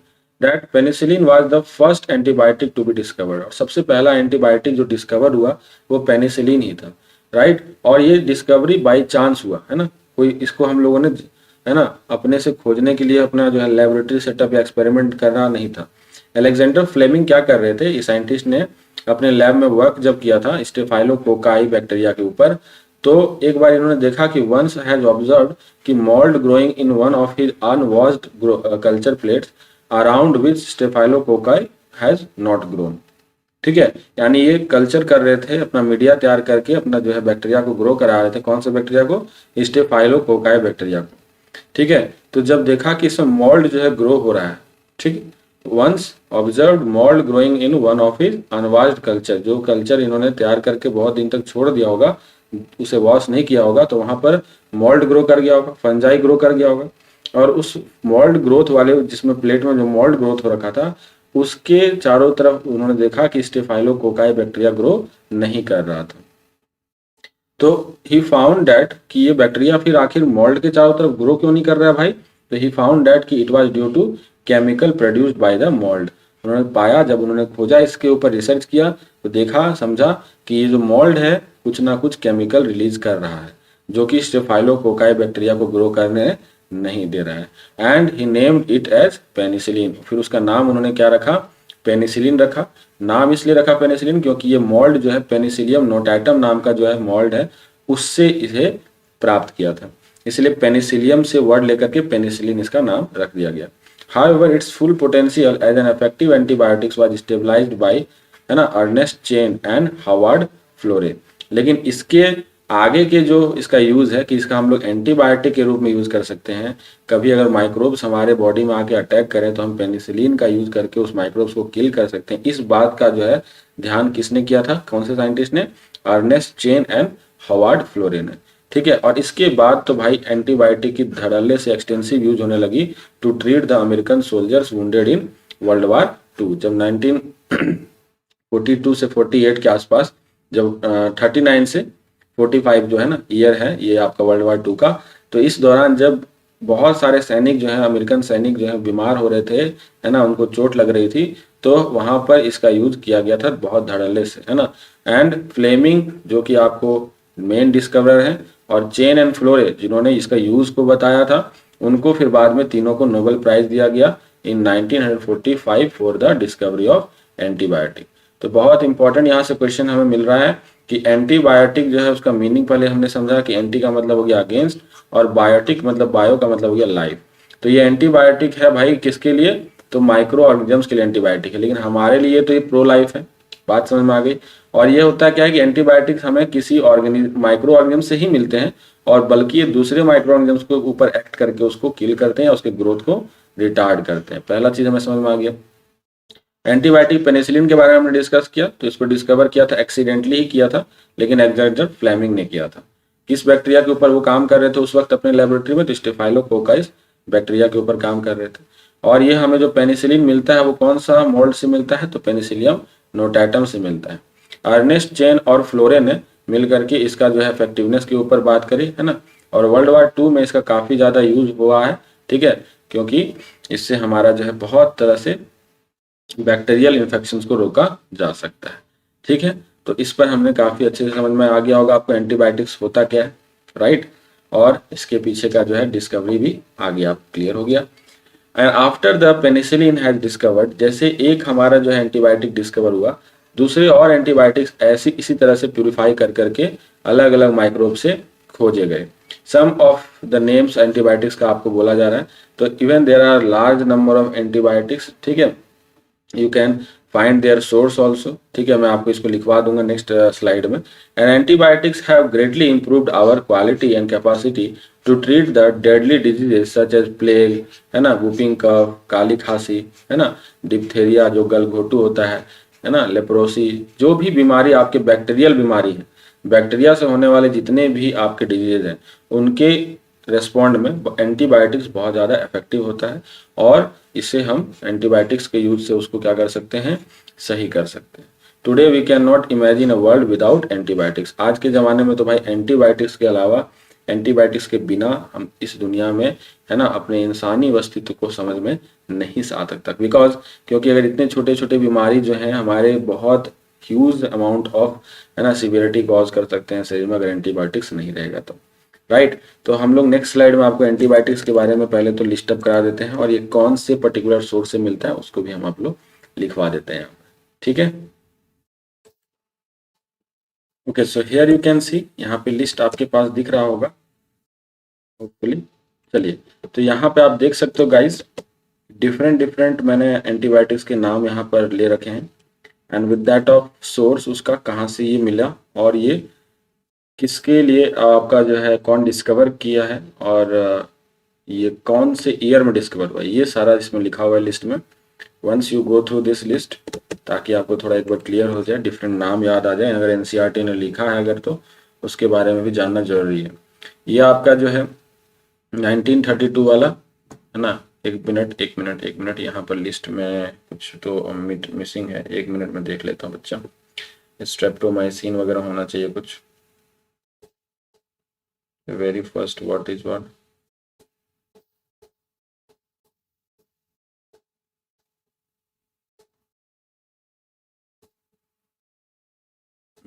सल्फानिलामाइड है सबसे पहला जो आपका एंटीबायोटिक है, उसमें आप यहाँ नोट कर लीजिएगा, सल्फा नीलामाइड, सल्फानीलामाइड जो है ये भी आपका जो है एंटीबायोटिक। इधर में आपका इधर जो भी लिस्ट बनाया हुआ है वो सब एंटीबायोटिक्स के लिस्ट हो गए और उसके नेचुरल सोर्स ये हो गए। यही दो आप याद रखिए, उत्तर डिस्कवरर और ईयर उतना इंपॉर्टेंट नहीं है, ठीक है। एंड पेनिसिलिन पेनिसिलियम नोटाटम से मिल रहा है, राइट। स्ट्रेप्टोमाइसिन स्ट्रेप्टोमाइसिस ग्रीसियस से मिला। सेफेलोस्पोरिन सेफेलोस्पोरियम एक्रीमोनियम से मिला। बेसिट्रैसिन भी आपका बैसिलस सब्टिलिस से मिला। Chloramphenicol from streptomyces venezuelae. Polymyxin that is bacillus polymyxa and chlortetracycline from streptomyces aureofaciens. Neomycins कहाँ से मिल रहा है, तो it is streptomyces fradiae and oxytetracycline that is from streptomyces rimosus. तो ये आपको बस एक एग्जांपल के तौर पे एनसीईआरटी ने बता रखा था कि आपको कुछ और भी एंटीबायोटिक्स यहाँ पे लिस्ट अप करने, तो मैंने आपको यहाँ पर करवा दिया। Coming back to the point, हम लोग यहाँ पर वापस देखेंगे नेक्स्ट जो पैरा हमें है क्या वो करना है, डील करना है, उसको हम लोग पढ़ेंगे। उसमें कुछ ऐसे केमिकल्स, कुछ ऐसे एंजाइम्स, कुछ ऐसे बायो एक्टिव मॉलिक्यूल्स जिसमें कि माइक्रोब्स का इंपॉर्टेंट रोल है। So let's read this. तो microbes are also important commercially used industrial productions of certain chemicals like organic acids, alcohols, enzymes, है ना। अल्कोहल्स तो हमने देखा पीछे, अल्कोहलिक फर्मेंटेशंस के थ्रू हम लोगों ने कैसे डिफरेंट डिफरेंट ब्रेवरेजेस बनाए, और भी यहाँ पे डिफरेंट ऐसे केमिकल्स हैं जिसके लिए आपका जो है बायो एक्टिव मॉलिक्यूल्स ऐसे हैं जिसमें आपको जो है माइक्रोब्स का बहुत इंपॉर्टेंस है। जैसे कि एग्जाम्पल ऑफ एसिड में आएंगे एस्परजिलस निगर, ये एक फंगाई है जो कि आपको सिट्रिक एसिड का प्रोडक्शन करेगा, ठीक है। एसिटोबैक्टर एसिटी, नाम में ही समझ में आ रहा है कौन सा बैक्टीरिया है ये, कौन सा एसिड प्रोड्यूस करेगा, तो एसिटी है, तो एसिटिक एसिड जो है ना उसका प्रोडक्शन ये करता है। क्लॉस्ट्रीडियम ब्यूटालिकम, ठीक है, ब्यूटालिकम वर्ड से समझ में आ रहा है ब्यूटारिक एसिड का ये प्रोडक्शन करेगा। उसी तरह से लैक्टोबैसिलस, नाम से समझ में आ रहा है लैक्टिक एसिड का ये प्रोडक्शन करेगा। तो यहाँ पे आप देख सकते हो बच्चा, है ना, बहुत डिफरेंट डिफरेंट एसिड्स जो है ना अलग अलग तरह के माइक्रोब्स के थ्रू प्रोड्यूस हो रहे हैं। जैसे कि आपको सिट्रिक एसिड, जल्दी से रिपीट कीजिए, एस्परजिलस निगर, है ना, एसिटिक एसिड, ठीक है, इसके लिए कौन सा हो गया एसिटोबैक्टर एसिटी, ठीक है। उसके बाद हो गया ब्यूटारिक एसिड जो कि हो गया क्लोस्ट्रीडियम ब्यूटालिकम, और लैक्टिक एसिड हो गया लैक्टोबैसिलस। क्लियर रहेगा, आपको मैचिंग के फॉर्म में आ सकता है, नीट एग्जामिनेशन में बहुत बार आया भी है। तो सारे डिफरेंट डिफरेंट लिस्ट बना के आप कॉपी में नोट कर लीजिए फटाफट से। यीस्ट जो है दैट इज सैक्रोमाइसिस सर्वाइसिस, भाई ये तो ऑलराउंडर खिलाड़ी है, बहुत जगह काम आ रहा है। आपको यहाँ भी सेम चीज वही लिखा हुआ है, कमर्शियल प्रोडक्शन कराने में जो है इथेनॉल का इसमें बहुत इंपॉर्टेंट रोल था। Microbes are also use in production of enzymes, जैसे कि लाइपेजेज जो है वो यूज होता है आपके डिटर्जेंट फॉर्मुलेशन में, and it is helpful in removing the oil stains that is from the laundry. And you must have notice that bottled fruit juices bought from the market are clearer than as compare to made at home. हम लोग जब घर में खुद से juicer mixer machine में हम लोग क्या करते हैं, जब जूस बनाते हैं हम लोग सेल्फ बनाते हैं, तब हम देखते हैं कि उसके बहुत ज़्यादा क्या होते हैं, रेसा होता है उसके अंदर, उतना ज़्यादा क्लियर नहीं होता जो मार्केट में हमें मिलता है बॉटल जूसेस, है ना। तो ऐसा क्या करते हैं मार्केट में जो है प्रोडक्शंस इतना फाइन कैसे क्रिएट कर पाते हैं वो अपने जूसेस को। तो ये जूसेस इतना फाइन इसलिए हो पाता है, इतना क्लियर इसलिए हो पाता है क्योंकि वहाँ यूज किया जाता है एंजाइम पैक्टिनेज का, ठीक है, एंड प्रोटीएजेज का, दो एंजाइम का वहाँ यूज होता है, ठीक है, pectinase and proteases enzyme. Streptokinase produced by the bacterium Streptococcus, ठीक है। नेक्स्ट हम लोग बात करेंगे स्ट्रेप्टोकाइनेज एंजाइम की, और ये एंजाइम जो है प्रोड्यूस होता है स्ट्रेप्टोकाइनेज, नाम से सुना है, स्ट्रेप्टोकोकस बैक्टीरिया के द्वारा ये प्रोड्यूस होगा। And modified by genetic engineering, इसको मॉडिफाई किया जाता है इस एंजाइम को। It is used as clot buster, बहुत इंपॉर्टेंट बात यहाँ पे समझने को है, क्लॉट अगर हमारे बॉडी में बन जाता है तो उसको ये क्या करता है, ये एंजाइम उसको डिग्रेड कर देता है। तो इसको हम लोग क्लॉट बस्टर के रूप में यूज करते हैं, that is help in removing the clot from the blood vessels, ठीक है, if of the patient who have undergone myocardial infarction leading to heart attack, ठीक है। मायोकार्डियल इन्फार्क्शन जिस पेशेंट में होता है उस पेशेंट के लिए बहुत इंपॉर्टेंट ड्रग्स है या एंजाइम है, ठीक है। स्ट्रेप्टोकाइनेज हमारा जो है यूज्ड होता है एज एन क्लॉट बस्टर। ध्यान दीजिए, बहुत इंपॉर्टेंट पॉइंट है बच्चा, बहुत बार नीट में क्वेश्चन आया हुआ है, very very important question. Clot buster है तो जाहिर सी बात है क्लॉट को हटाएगा, ब्लड वेसल्स में क्लॉट अगर बन गया है पेशेंट का तो उसका क्लॉट जो है वहां पर उसको डिग्रेड कर देगा, तो इससे हमारा जो है पेशेंट बच जाता है ना। हार्ट अटैक का चांस अगर हो जाए तो उस कंडीशन में क्लॉट बस्टर का हम लोग क्या करते हैं, स्ट्रेप्टोकाइनेज का यूज करते हैं। ये हो गया। उससे पहले हम लोगों ने क्या पढ़ा कि लाइपेज का हम लोग यूज कर रहे हैं इन द डिटर्जेंट फॉर्मुलेशन, ठीक है, वो भी आपका प्रोड्यूस होता है from that of microbes. Next हमने बात किया जो कि क्लीन कैसे हो गया, जो आपका फ्रूट जूसेस था ना, तो फ्रूट जूसेस जो बॉटल जूसेस होते हैं वो क्लियर्ड होता है by the help of pectinase and protease enzyme, pectinase and protease enzyme, right. Next हम लोग पढ़ेंगे एक बायो एक्टिव एजेंट्स और मॉलिक्यूल्स के बारे में, दैट इज साइक्लोस्पोरिन ए। ये भी बहुत बार पूछा गया एग्जाम में। इसका क्या रोल है, it is used in immunosuppressive agent, है ना। इम्यूनोसप्रेसिव एजेंट कब हम लोग यूज करते हैं, जब कोई पर्टिकुलर पर्सन का ऑर्गन ट्रांसप्लांट होता है। तो आपने पढ़ा होगा कि हमारा ऑर्गन जो है ग्राफ्टिंग रिजेक्शन होता है ना, that is due to cell mediated immune system. हमारा जो इम्यून सिस्टम है उस पर्टिकुलर ऑर्गन को क्या करता है, उसको रिजेक्ट कर सकता है, एंड वो rejection leads to the organ failure also. तो हमारा अगर ऑर्गन बाहर से हमने ट्रांसप्लांट किया है तो उस पर्टिकुलर पेशेंट के अंदर हमें इम्यूनोसप्रेसिव ड्रग्स देने पड़ते हैं पूरे साल, है ना, हमेशा जब तक जीवन है उसका। तो साइक्लोस्पोरिन ए जो है that is used as an immunosuppressive agent in organ transplanted patient, जो कि प्रोड्यूस्ड होता है। साइक्लोस्पोरिन ए किससे प्रोड्यूस होता है, तो नाम भी याद रखना, ट्राइकोडर्मा पॉलीस्पोरम एक फंजाई है, उससे प्रोड्यूस होता है, ठीक है। बहुत इंपॉर्टेंट यहाँ पर ही क्वेश्चन बन रहा है भाई, बहुत इंपॉर्टेंट, क्योंकि ये नीट एग्जामिनेशन में बहुत बार पूछा हुआ है। तो साइक्लोस्पोरिन ए जो है it is an bioactive agent, use होता है कहाँ पर, तो इम्यूनोसप्रेसिव एजेंट के तौर पर इसको यूज किया जाता है, ठीक है, इन ऑर्गन ट्रांसप्लांटेड पेशेंट। और ये प्रोड्यूस होता है किसके द्वारा, तो ट्राइकोडर्मा पॉलीस्पोरम जो फंजाई है उसके द्वारा ये प्रोड्यूस होता है। नेक्स्ट हम लोग बात करेंगे स्टैटिन के बारे में। स्टैटिन जो है ये प्रोड्यूस होता है आपको यीस्ट, कौन सा यीस्ट, तो मोनास्कस परफ्यूरियस के द्वारा ये प्रोड्यूस होता है, ठीक है। एंड इसका यूज क्या है, तो it is commercialised as blood cholesterol lowering agent. कितना इंपॉर्टेंट वर्क है इसका समझिए। स्टैटिन क्या करता है कि ब्लड में जो कोलेस्ट्रॉल का लेवल है उसको क्या करता है, कम करता है, and it acts by competitive inhibition the enzyme responsible for synthesis of control cholesterol. तो ऐसे एंजाइम के साथ ये क्या करता है, कॉम्पिटिटिव इनहिबिशन। कॉम्पिटिटिव इनहिबिशन मैंने आपको बताया था जब एंजाइम बता रहा था, पढ़ा रहा था इन बायोमोलिक्यूल, तो उसी की तरह सिमिलर ये क्या करता है, स्ट्रक्चर में होता है, और जा करके उस एंजाइम के साथ ये बाइंड करके कोलेस्ट्रॉल का सिंथेसिस को रोक देता है ना। तो ये बहुत इंपॉर्टेंट मैकेनिज्म इसमें हम लोग लागू देखते हुए देख रहे हैं। स्टैटिन बहुत इंपॉर्टेंट है, कौन सा यीस्ट से प्रोड्यूस हुआ, मोनास्कस परप्यूरियस, ठीक है, मोनास्कस परप्यूरियस।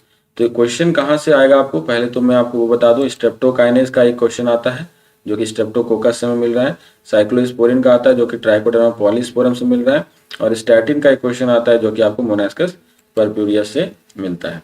तो इसको लिस्टअप जल्दी से कॉपी में करिए गाइस, क्योंकि ये तीनों के तीनों बहुत ही हॉट क्वेश्चन हो गए, बहुत ही इंपॉर्टेंट क्वेश्चन यहाँ पर हो गए, ठीक है। जल्दी से आप इसको नोट डाउन करेंगे।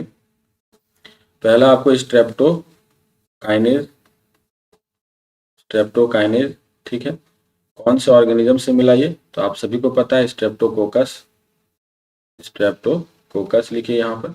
इसका काम क्या है, तो एज ए क्लॉट बस्टर है ये, एज ए क्लॉट बस्टर, ठीक। दूसरा आपका क्या था, साइक्लोस्पोरिन ए, साइक्लोस्पोरिन ए, जो कि आपको मिलता है trichoderma polysporum, trichoderma polysporum fungi से, है ना। नाम भी बहुत इंपॉर्टेंट है, कई बार आपको नाम पूछ लिया जाता है। इसका काम क्या है, तो it is helpful in immunosuppressive agent है ये, immunosuppressive agent, immunosuppressive agent, organ transplanted patient में यूज होता है, ठीक है, क्लियर। नेक्स्ट आपको हो गया स्टैटिन, जो कि आपका मिल रहा था किस तरह के यीस्ट से, तो मोनास्कस परप्यूरियस, मोनास्कस परप्यूरियस। आपके लिए भी नोट कर रहा हूँ गाइज, और ताकि आपको रिवाइज हो जाए एक बार और, उसके लिए भी it help in lowering the blood cholesterol level, lowering blood cholesterol level. चलिए जल्दी से ये तीनों को नोट कीजिए, और तीनों बहुत इंपॉर्टेंट है, कई बार क्वेश्चन आया हुआ है। Blood cholesterol agent, lowering blood cholesterol agent, ठीक है, ये तीन इंपॉर्टेंट हो गए। और एक इंपॉर्टेंट पॉइंट यहाँ पे क्या है, बॉटल जूसेस कैसे क्लियर्ड होते हैं, तो बाय द यूज ऑफ, है ना, पेप्टोन जो आपका हार्मोन है उसका यूज कर सकते हैं, एंजाइम का यूज कर सकते हैं, बाय प्रोटीज उसका भी यूज कर सकते हैं, ठीक है। Right, proteases and pectinases. Okay, और डिटर्जेंट फॉर्मुलेशन में आपका लाइपेज का यूज है ही। इतनी बातें क्लियर है। अब हम लोग नेक्स्ट आएंगे सीवेज ट्रीटमेंट में कैसे यूज हो रहा है माइक्रोब्स। तो अभी तक हमने देख लिया इंडस्ट्रियल, देख लिया हाउस होल्ड, देख लिया। अब सीवेज ट्रीटमेंट में कैसे इसका यूज हो रहा है माइक्रोब्स का, उसके बारे में हम लोग डिस्कशन करेंगे। ओके, सो लेट्स सी कि हम सीवेज ट्रीटमेंट में माइक्रोब्स को कैसे यूज कर सकते हैं।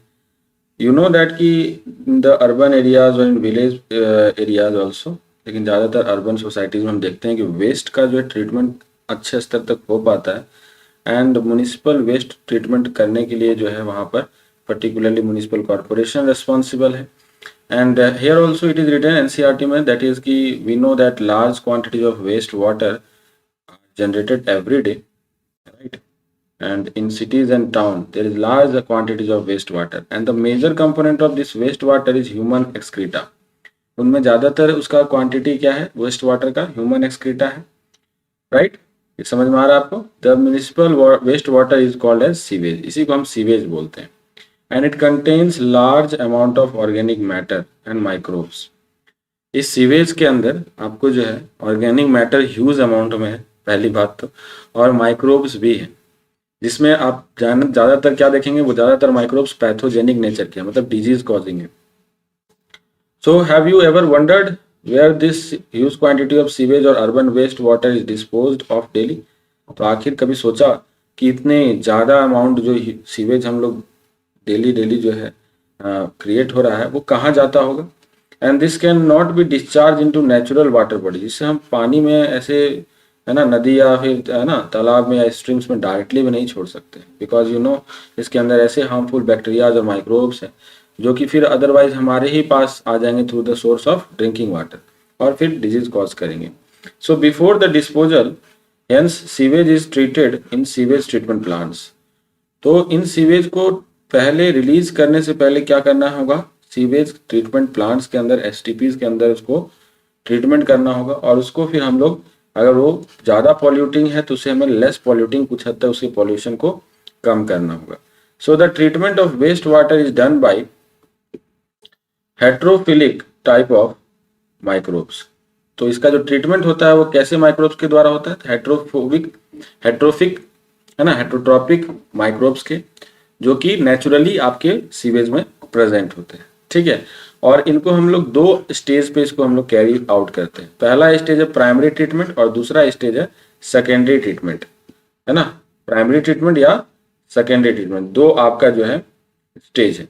सेकेंडरी ट्रीटमेंट को हम लोग दूसरा नाम है इसका बायोलॉजिकल ट्रीटमेंट, आएंगे हम लोग इसके ऊपर। पहले तो हम लोग प्राइमरी ट्रीटमेंट पहले पढ़ लेते हैं।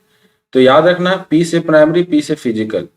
तो ये मेथड जो है फिजिकल प्रोसेस होता है इसमें, जो ऊपर से दिख पाता है हमें वेस्ट, जो कि विजिबल वेस्ट है, उसको हम क्या कर सकते हैं, रिमूव कर सकते हैं। सो it is involving the physical removal of particles, बड़ा हो या छोटा हो, स्मॉल और large, from the sewage through filtration and sedimentation. Basic process का यूज कर रहे हैं यहाँ पे हम लोग, फिल्ट्रेशन प्रोसेस, कोई छन्नी से छान दिया है बड़ा ऐसा, है ना, और सेडिमेंटेशन मतलब कुछ देर तक उसको जो है शांत हम लोगों ने छोड़ दिया, तो वो अपने आप वेस्ट जो है नीचे बैठ जाएगा, हैवी पार्टिकल्स नीचे बैठ जाएंगे। So these are removed in stages, that is initially floating debris is removed by sequential filtration and the grit, that is soil and small pebbles, are removed by sedimentation. तो पहले filtration करते हैं, उसमें जो debris float कर रहे हैं ऊपर वो छन करके अलग हो गए, और फिर हम लोग उसको सेडिमेंट कर दिए, तो क्या होगा, जो भी ग्रीट है यानी सॉइल और स्मॉल पेबल्स उसके अंदर हैं, छोटे छोटे, है ना, कंकड़ पत्थर, वो नीचे बैठ जाएंगे। And all the solids that are settle from, है ना, settle from the primary sludge. तो जो भी आपका सॉलिड नीचे की तरफ आपका जो है बैठा, उसी को हम लोग बोलते हैं प्राइमरी स्लज, उसको बोलेंगे, ठीक है। नाम ध्यान दीजिएगा, primary sludge. And the supernatant forms the effluent, और ऊपर की तरफ जो आपका है, जिसमें आपको मैक्सिमम पोर्शन क्या होगा, लिक्विड का पोर्शन होगा, उसको एफ्लुएंट बोलते हैं। Now the effluent from the primary settling tank is taken for secondary treatment. तो अब हम लोग क्या करेंगे, एफ्लुएंट को ले जा करके हम लोग सेकेंडरी ट्रीटमेंट के लिए इसका जो है आगे का प्रोसेस करेंगे। इतना बात क्लियर है, ठीक है। प्राइमरी ट्रीटमेंट में आपने बेसिकली क्या किया, फिल्ट्रेशन किया और सेडिमेंटेशन किया। जब सेडिमेंटेशन किया तो नीचे जो बना है ना portion that is primary sludge, और ऊपर जो लिक्विड पार्ट रह गया वो एफ्लुएंट हो गया। और एफ्लुएंट को अब हम लोग आगे ले जाएंगे कहाँ, सेकेंडरी ट्रीटमेंट के लिए, जो कि बायोलॉजिकल ट्रीटमेंट है। तो नाम से समझ में आ रहा है बायोलॉजिकल ट्रीटमेंट है, तो कहीं ना कहीं बायोलॉजिकल एजेंट्स इसमें इन्वॉल्व होंगे, यानी कि बैक्टीरिया इन्वॉल्व होंगे, जरूर ये बात समझ में आ रही होगी आपको। So now that primary effluent is passed into large aeration tank। aeration tank नाम मतलब समझ में आ रहा होगा, aeration का मतलब हो गया वहां पर एयर की बंदोबस्त होगी, है ना, where it is constantly agitated mechanically and air is pumped into it। जहाँ पे हवा को हम लोग जो है उसके टैंक के अंदर जो है लगातार पंप करते चले जा रहे हैं। And this allows the vigorous growth of useful aerobic microbes. Aerobic microbes को जनरली आपको पता है abundant amount of एयर चाहिए फॉर देयर रेस्पिरेशन। तो ये जो है विगरस एयर वहां पर दे रहे हैं हम लोग, बार बार वहां पर एयर को पंप इसलिए करते हैं ताकि उसके अंदर एरोबिक माइक्रोब्स को ग्रो करने के लिए फेवरेबल एटमॉस्फेयर मिल सके। और उनका ग्रोथ जो है बहुत विगरस होता है, मतलब बहुत फास्ट ग्रो करते हैं। And they grow into the flocs. तो फ्लॉक्स टर्म क्या होता है, it is the masses of bacteria associated with fungal filaments to form mesh like structure. ध्यान से समझना, फ्लॉक में क्या है, दो डिफरेंट ऑर्गेनिज्म है, एक तो फंजाई है और दूसरा बैक्टीरिया है। आपने देखा है स्ट्रक्चर फंजाई का, फंजाई का आपको जो फिलामेंट स्ट्रक्चर होगा वो पूरा मेसी होता है, ठीक है, हाइफी वगैरह आप जानते हैं। तो पूरा फिलामेंटस जो है ना फंगाई है वहां पर, और उसी के बीच में बैक्टीरिया क्या होता है, बहुत सारा बैक्टीरिया प्रेजेंट होता है। तो ये मेस लाइक स्ट्रक्चर फॉर्म करता है। And while growing these microbes consume the major part of organic matter. तो हमने शुरू में देखा था कि जो आपका सीवेज है उसके अंदर बहुत ज्यादा अमाउंटों में ऑर्गेनिक मैटर है, तो ये बैक्टीरिया क्या करते हैं, उस ऑर्गेनिक मैटर को कंज्यूम कर लेते हैं। And this significantly reduces the biological oxygen demand. अब बायोलॉजिकल ऑक्सीजन डिमांड क्या है इसके बारे में हम लोग देखेंगे इन्वायरमेंटल पॉल्यूशन चैप्टर में, लेकिन डिटेल में यहाँ पे थोड़ा समझने के लिए बात समझिए कि अगर किसी भी पर्टिकुलर वाटर के अंदर कितना आपका जो है अनवांटेड पॉल्यूशन है, ठीक है, जिसको डिग्रेड करने के लिए एरोबिक बैक्टीरिया कितना ऑक्सीजन चाहिए उसको, उस पर्टिकुलर पॉल्यूशन को रिड्यूस करने के लिए, वो कहलाता है बायोलॉजिकल ऑक्सीजन डिमांड। तो यहीं पे लिखा हुआ है देखो, BOD refers to the amount of oxygen that would be consumed if all the organic matter in 1 litre of water is oxidised by bacteria. तो ये एक तरह से यूनिट है इस चीज को नापने के लिए कि कितना पॉल्यूशन है उस पर्टिकुलर वाटर बॉडी में। अगर बीओडी ज्यादा होगा तो पॉल्यूशन ज्यादा होगा। तो यहाँ पे हम लोग क्या कर रहे हैं कि इस तरह के माइक्रोब्स के यूज करते हुए पूरा वहां पे ऑर्गेनिक मैटर को कंज्यूम करा दिए। कंज्यूम कराने से हमारा फायदा क्या हो गया कि वहां का बीओडी जो है वो कम हो गया, यानी पॉल्यूशन क्या हो गया, कम हो गया। ठीक है, इतना बात समझ में आ गया बच्चा, क्लियर, कोई डाउट नहीं। The sewage water is treated till the BOD is reduced. उसको तब तक ट्रीट करते हैं सीवेज वाटर को, है ना, तब तक ट्रीट करते हैं जब तक उसका बीओडी जो है रिड्यूस ना हो जाए। So the BOD test would helpful in measuring the rate of uptake of oxygen by micro organisms in a sample of water. तो ये बीओडी ही है, एक ऐसा फैक्टर हमें कुछ तो बनाना पड़ेगा ना, जिससे कि हम पर्टिकुलरली पॉल्यूशन को जांच कर सके, पॉल्यूशन को उसका जो है मेजरमेंट कर सके। तो बीओडी है ये तय करता है कि उस पर्टिकुलर सैंपल ऑफ वाटर में अब जो है कितना पॉल्यूशन है या कितना ऑर्गेनिक मैटर है। Indirectly BOD is measure of the organic matter present in the water. ये इनडायरेक्ट है लेकिन उसका जो है मेजरमेंट है ये। Greater the BOD of waste water that means more is the pollution potential. तो ये बहुत इंपॉर्टेंट यहाँ से फैक्टर आपको मिला, सबसे पहले हाईलाइट करते चलिए जल्दी से, बहुत सारे इंपॉर्टेंट पॉइंट्स यहाँ पे मिल रहे हैं। तो हमने देखा सीवेज ट्रीटमेंट प्लांट के अंदर बेसिकली हमने देखा प्राइमरी ट्रीटमेंट, इसमें फिजिकल रिमूवल आपने समझा, जिसमें आपके 2 स्टेप थे, फिल्ट्रेशन एंड सेडिमेंटेशन। फिल्ट्रेशन में हमने क्या रिमूव किया, तो फ्लोटिंग डेब्रिस को रिमूव किया, और सेडिमेंटेशन प्रोसेस से सॉइल और स्मॉल पेबल्स को रिमूव आउट किया। तो जब सेडिमेंटेशन किया तो नीचे की तरफ आपका प्राइमरी स्लज बना और जो ऊपर का सुपरनेटेंट है वो एफ्लुएंट बना, और एफ्लुएंट को फिर हम लोग लेके जाते हैं सेकेंडरी ट्रीटमेंट के लिए। वहां पर हम लोग एरेशन का अच्छा खासा बंदोबस्त किए हुए हैं, जो कि एरेशन टैंक है हमारे पास। तो ये एरोबिक बैक्टीरिया के ग्रोथ के लिए किया जाता है, जो कि फ्लॉक्स बनाता है वहां पर, यानी फंगल फिलामेंट्स के बीच में बैक्टीरिया जो ग्रोथ कर रहे हैं दैट इज फ्लॉक्स। तो ये माइक्रोब्स क्या करते हैं ना, कंज्यूम करते हैं ऑर्गेनिक मैटर को, बीओडी उसका कम कर देते हैं। ठीक है, आप जब जानते हो कि हमारा बीओडी क्या होता है, तो बीओडी जितना ज़्यादा किसी भी वेस्ट वाटर का, उतना ही ज़्यादा उसका पॉल्यूशन पोटेंशियल होता है। क्लियर है बच्चा? और बीओडी का डेफिनेशन क्या होता है? तो it is amount of oxygen that would be consumed if all the organic matter in 1 litre of water were oxidise by the bacteria. ठीक है, बीओडी मतलब कि अगर 1 लीटर पानी में अगर जितना ऑर्गेनिक मैटर उसको कंज्यूम करने में बैक्टीरिया कितना ऑक्सीजन का यूज करता है, कितना अमाउंट ऑफ ऑक्सीजन उसको जरूरत पड़ता है, तो वो बीओडी हो गया। क्लियर है ना? Once the BOD of the waste water is reduced, जैसे बीओडी हम कम कर पाते हैं, है ना, then the effluent is passed into the settling tank. अब उसको हम लोग सेटलिंग टैंक में भेज देते हैं, where bacterial flocs are allowed to sediment, है ना, जो फ्लॉक्स वहां पर है बैक्टीरिया के फ्लॉक्स, उसको हम सेडिमेंट करने के लिए छोड़ देते हैं। And this sediment is called as activated sludge. पीछे था आपका जो स्लज था, पीछे जो स्लज था वो प्राइमरी स्लज था, है ना, क्योंकि यहाँ पर इस प्राइमरी स्लज के अंदर केवल और केवल सॉलिड पार्टिकल्स थे, काम का चीज कुछ नहीं था। लेकिन अब हमारे पास जो सेडिमेंट करने के बाद जो स्लज बना, उसमें आपके बैक्टीरियल फ्लॉक्स भी है, इसीलिए इसको हम लोग बोलते हैं एक्टिवेटेड स्लज। समझ में आया एक्टिवेटेड स्लज बोलने का reason? Now a small part of this activated sludge is pumped back into the aeration tank.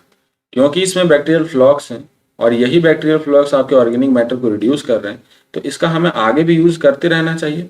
तो वापिस जब आपका सीवेज ट्रीटमेंट में हमारा एफ्लुएंट आएगा ना सेकेंडरी ट्रीटमेंट के अंदर एरेशन टैंक में, तो हम वहां पर स्लज जो है यहीं से ट्रांसफर करेंगे, एक्टिवेटेड स्लज को ही वहां भेज देंगे एज एन इनोक्यूलम। इनोक्यूलम मतलब जैसे हम लोग याद करो दही बनाए थे ना, उस समय जब हम लोग हल्का सा दही ऊपर से देते थे, ठीक वैसे ही यहाँ पे वो काम कर रहे हैं। फिर अगर हल्का सा एक्टिवेटेड स्लज दे देंगे तो अपने आप वो मल्टीप्लाई कर जाएगा। ठीक है, द रिमेनिंग पार्ट और major part of the sludge is pumped into the large tank, है ना। और ये जो एक्टिवेटेड स्लज का ज्यादातर पोर्शन हम लोग कहाँ भेजते हैं? वो हम लोग भेज देते हैं एनएरोबिक स्लज डाइजेस्टर के अंदर भेज देते हैं। And here another kind of bacteria which grow anaerobically, यहाँ पर वो बैक्टीरिया होते हैं जो एनएरोबिकली ग्रो कर रहे होते हैं, वो डाइजेस्ट कर देंगे बैक्टीरिया और फंजाई को जो कि स्लज में प्रेजेंट है पहले से। And during this digestion bacteria produces mixture of gas. ये जो एनएरोबिक बैक्टीरिया है वो बहुत सारे गैस को प्रोड्यूस करते हैं, जैसे मीथेन, हाइड्रोजन सल्फाइड, है ना, जैसे कार्बन डाइऑक्साइड। तो ये डिफरेंट डिफरेंट गैसेस का वहाँ प्रोडक्शन होता है। अब समझो इस बात को कितना इंपॉर्टेंट ये प्लांट है, सीवेज ट्रीटमेंट प्लांट। आपने तो सीवेज का ट्रीटमेंट भी कर लिया और बायोगैस को भी प्रोड्यूस कर दिया, और ये biogas as an important source of energy होते हैं जो कि इनफ्लेमेबल होते हैं, राइट। तो कितना अच्छा ये सेटअप है ट्रीटमेंट प्लांट का। आप सोच सकते हो कि अगर चाहो तो बायोगैस उस स्तर तक अगर प्रोड्यूस हो रहा है तो हमारा पूरा जो ट्रीटमेंट प्लांट है वो आपका इसी के एनर्जी से रन भी कर जाएगा, है ना। तो ये इंपॉर्टेंट हो गया हमारा, क्योंकि यहाँ पर बायोगैस का प्रोडक्शन हो पा रहा है। तो इसको आप अंडरलाइन कर लीजिए। एक्टिवेटेड स्लज हमारा जो है उसका कुछ हिस्सा हम लोग एज एन इनोक्यूलम पहले एरेशन टैंक में भेज देते हैं, and rest of the part हम लोग एनारोबिक स्लज डाइजेस्टर के अंदर भेज दिए, जहाँ पे एनारोबिक बैक्टीरिया ने उसे डाइजेस्ट करके बहुत सारे अलग अलग गैसेस का प्रोडक्शन किया, जैसे hydrogen sulphide, methane, carbon dioxide. और इन गैसेस को एज एन हम लोग biogas as an source of energy use कर सकते हैं, राइट। क्लियर है यहाँ तक? Now the effluent from the secondary treatment plant is generally released into the natural body। जो effluent है सेकेंडरी ट्रीटमेंट के बाद, है ना, बहुत हद तक उसका बीओडी हमने कम कर दिया, लेस पॉल्यूशन कर दिया उसमें, और उसको हम लोग रिवर और स्ट्रीम में छोड़ देते हैं, राइट। इसका फिगर वाइज हम लोग यहाँ पर डायग्राम समझ सकते हैं। एरियल व्यू लिया गया एक सीवेज ट्रीटमेंट प्लांट का, ऊपर से व्यू लिया गया है, तो आप उतना अच्छा से एक एक करके लेवलिंग करके नहीं जान पाओगे कि क्या पर्टिकुलरली कौन सा पोर्शन में क्या हो रहा है, लेकिन थोड़ा बहुत आपको इमेज क्लियर होगा। अगर आप अपने से खुद से भी डायग्रामेटिकली इसको बनाना चाहो तो आप सेल्फ डायग्राम के थ्रू एक बार इमेज क्लियर कर सकते हो, ठीक है। अपने से भी एक बार एक डायग्राम आप बना सकते हो। सबसे पहले तो प्राइमरी ट्रीटमेंट यहाँ लिख लो। प्राइमरी ट्रीटमेंट में आप क्या कर रहे हो? फिल्ट्रेशन पहले किया, फिल्ट्रेशन के बाद आपने क्या किया था? सेडिमेंटेशन किया था, सेडिमेंटेशन प्रोसेस किया था, ठीक है। और ये जो है ना पूरा का पूरा प्राइमरी ट्रीटमेंट के ही अंदर आ जाएगा, दोनों filtration as well as sedimentation. तो यहाँ पे ये हो गया प्राइमरी ट्रीटमेंट के अंदर ही आ गया। ठीक, ये यहाँ से यहाँ तक प्राइमरी ट्रीटमेंट के अंदर आ गया। क्लियर है? सेडिमेंटेशन जब आपने किया था तो याद होगा आपको, यहाँ पर जो बना था नीचे की तरफ, ये बना था आपको प्राइमरी स्लज, प्राइमरी स्लज इसको बोलते हैं। और ऊपर की तरफ जो आपका बना था वो था सुपर नेटेंट, इसको आपने क्या कहा था? एफ्लुएंट कहा था। अब इस एफ्लुएंट को आप क्या करते हो? आगे बढ़ा करके कहाँ ले आते हो?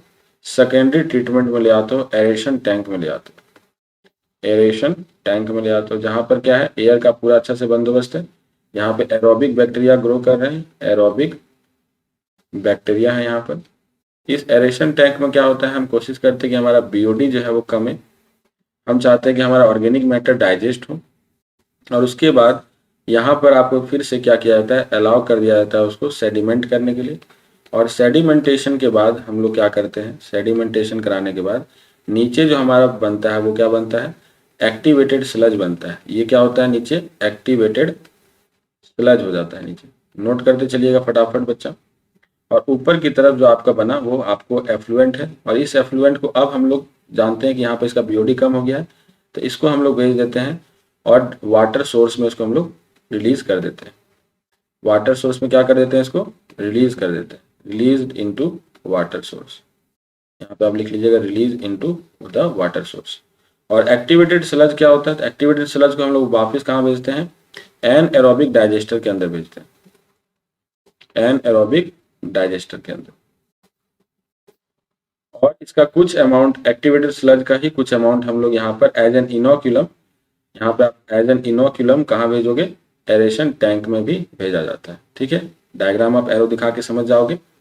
अब एन एरोबिक डाइजेस्टर के अंदर यहाँ पर एन एरोबिक बैक्टीरिया रहेंगे, जो कि इसको क्या कर देते हैं, डाइजेस्ट कर जाते हैं और प्रोड्यूस करते हैं क्या, प्रोड्यूसेस बायोगैस।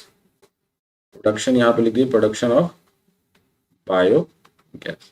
तो इस डायग्राम में आपका जो है ओवरऑल पूरा सीवेज ट्रीटमेंट प्लांट का जो है एक फ्लो चार्ट तैयार हो गया। प्राइमरी ट्रीटमेंट जो है आपको यहाँ तक है, जो कि सेडिमेंटेशन तक है। और अगर आगे का यहाँ से बात करें तो यहाँ से आगे तक का बात जो है वो सेकेंडरी ट्रीटमेंट का हो रहा है। यहाँ से आगे तक का जो भी बात हो रहा है वो सेकेंडरी ट्रीटमेंट के अंदर आ जाएगा। ठीक है, so guys is it clear to you? एक बार जल्दी से आप बना लीजिए, स्क्रीनशॉट ले लीजिए, फिर आगे हम लोग बढ़ेंगे।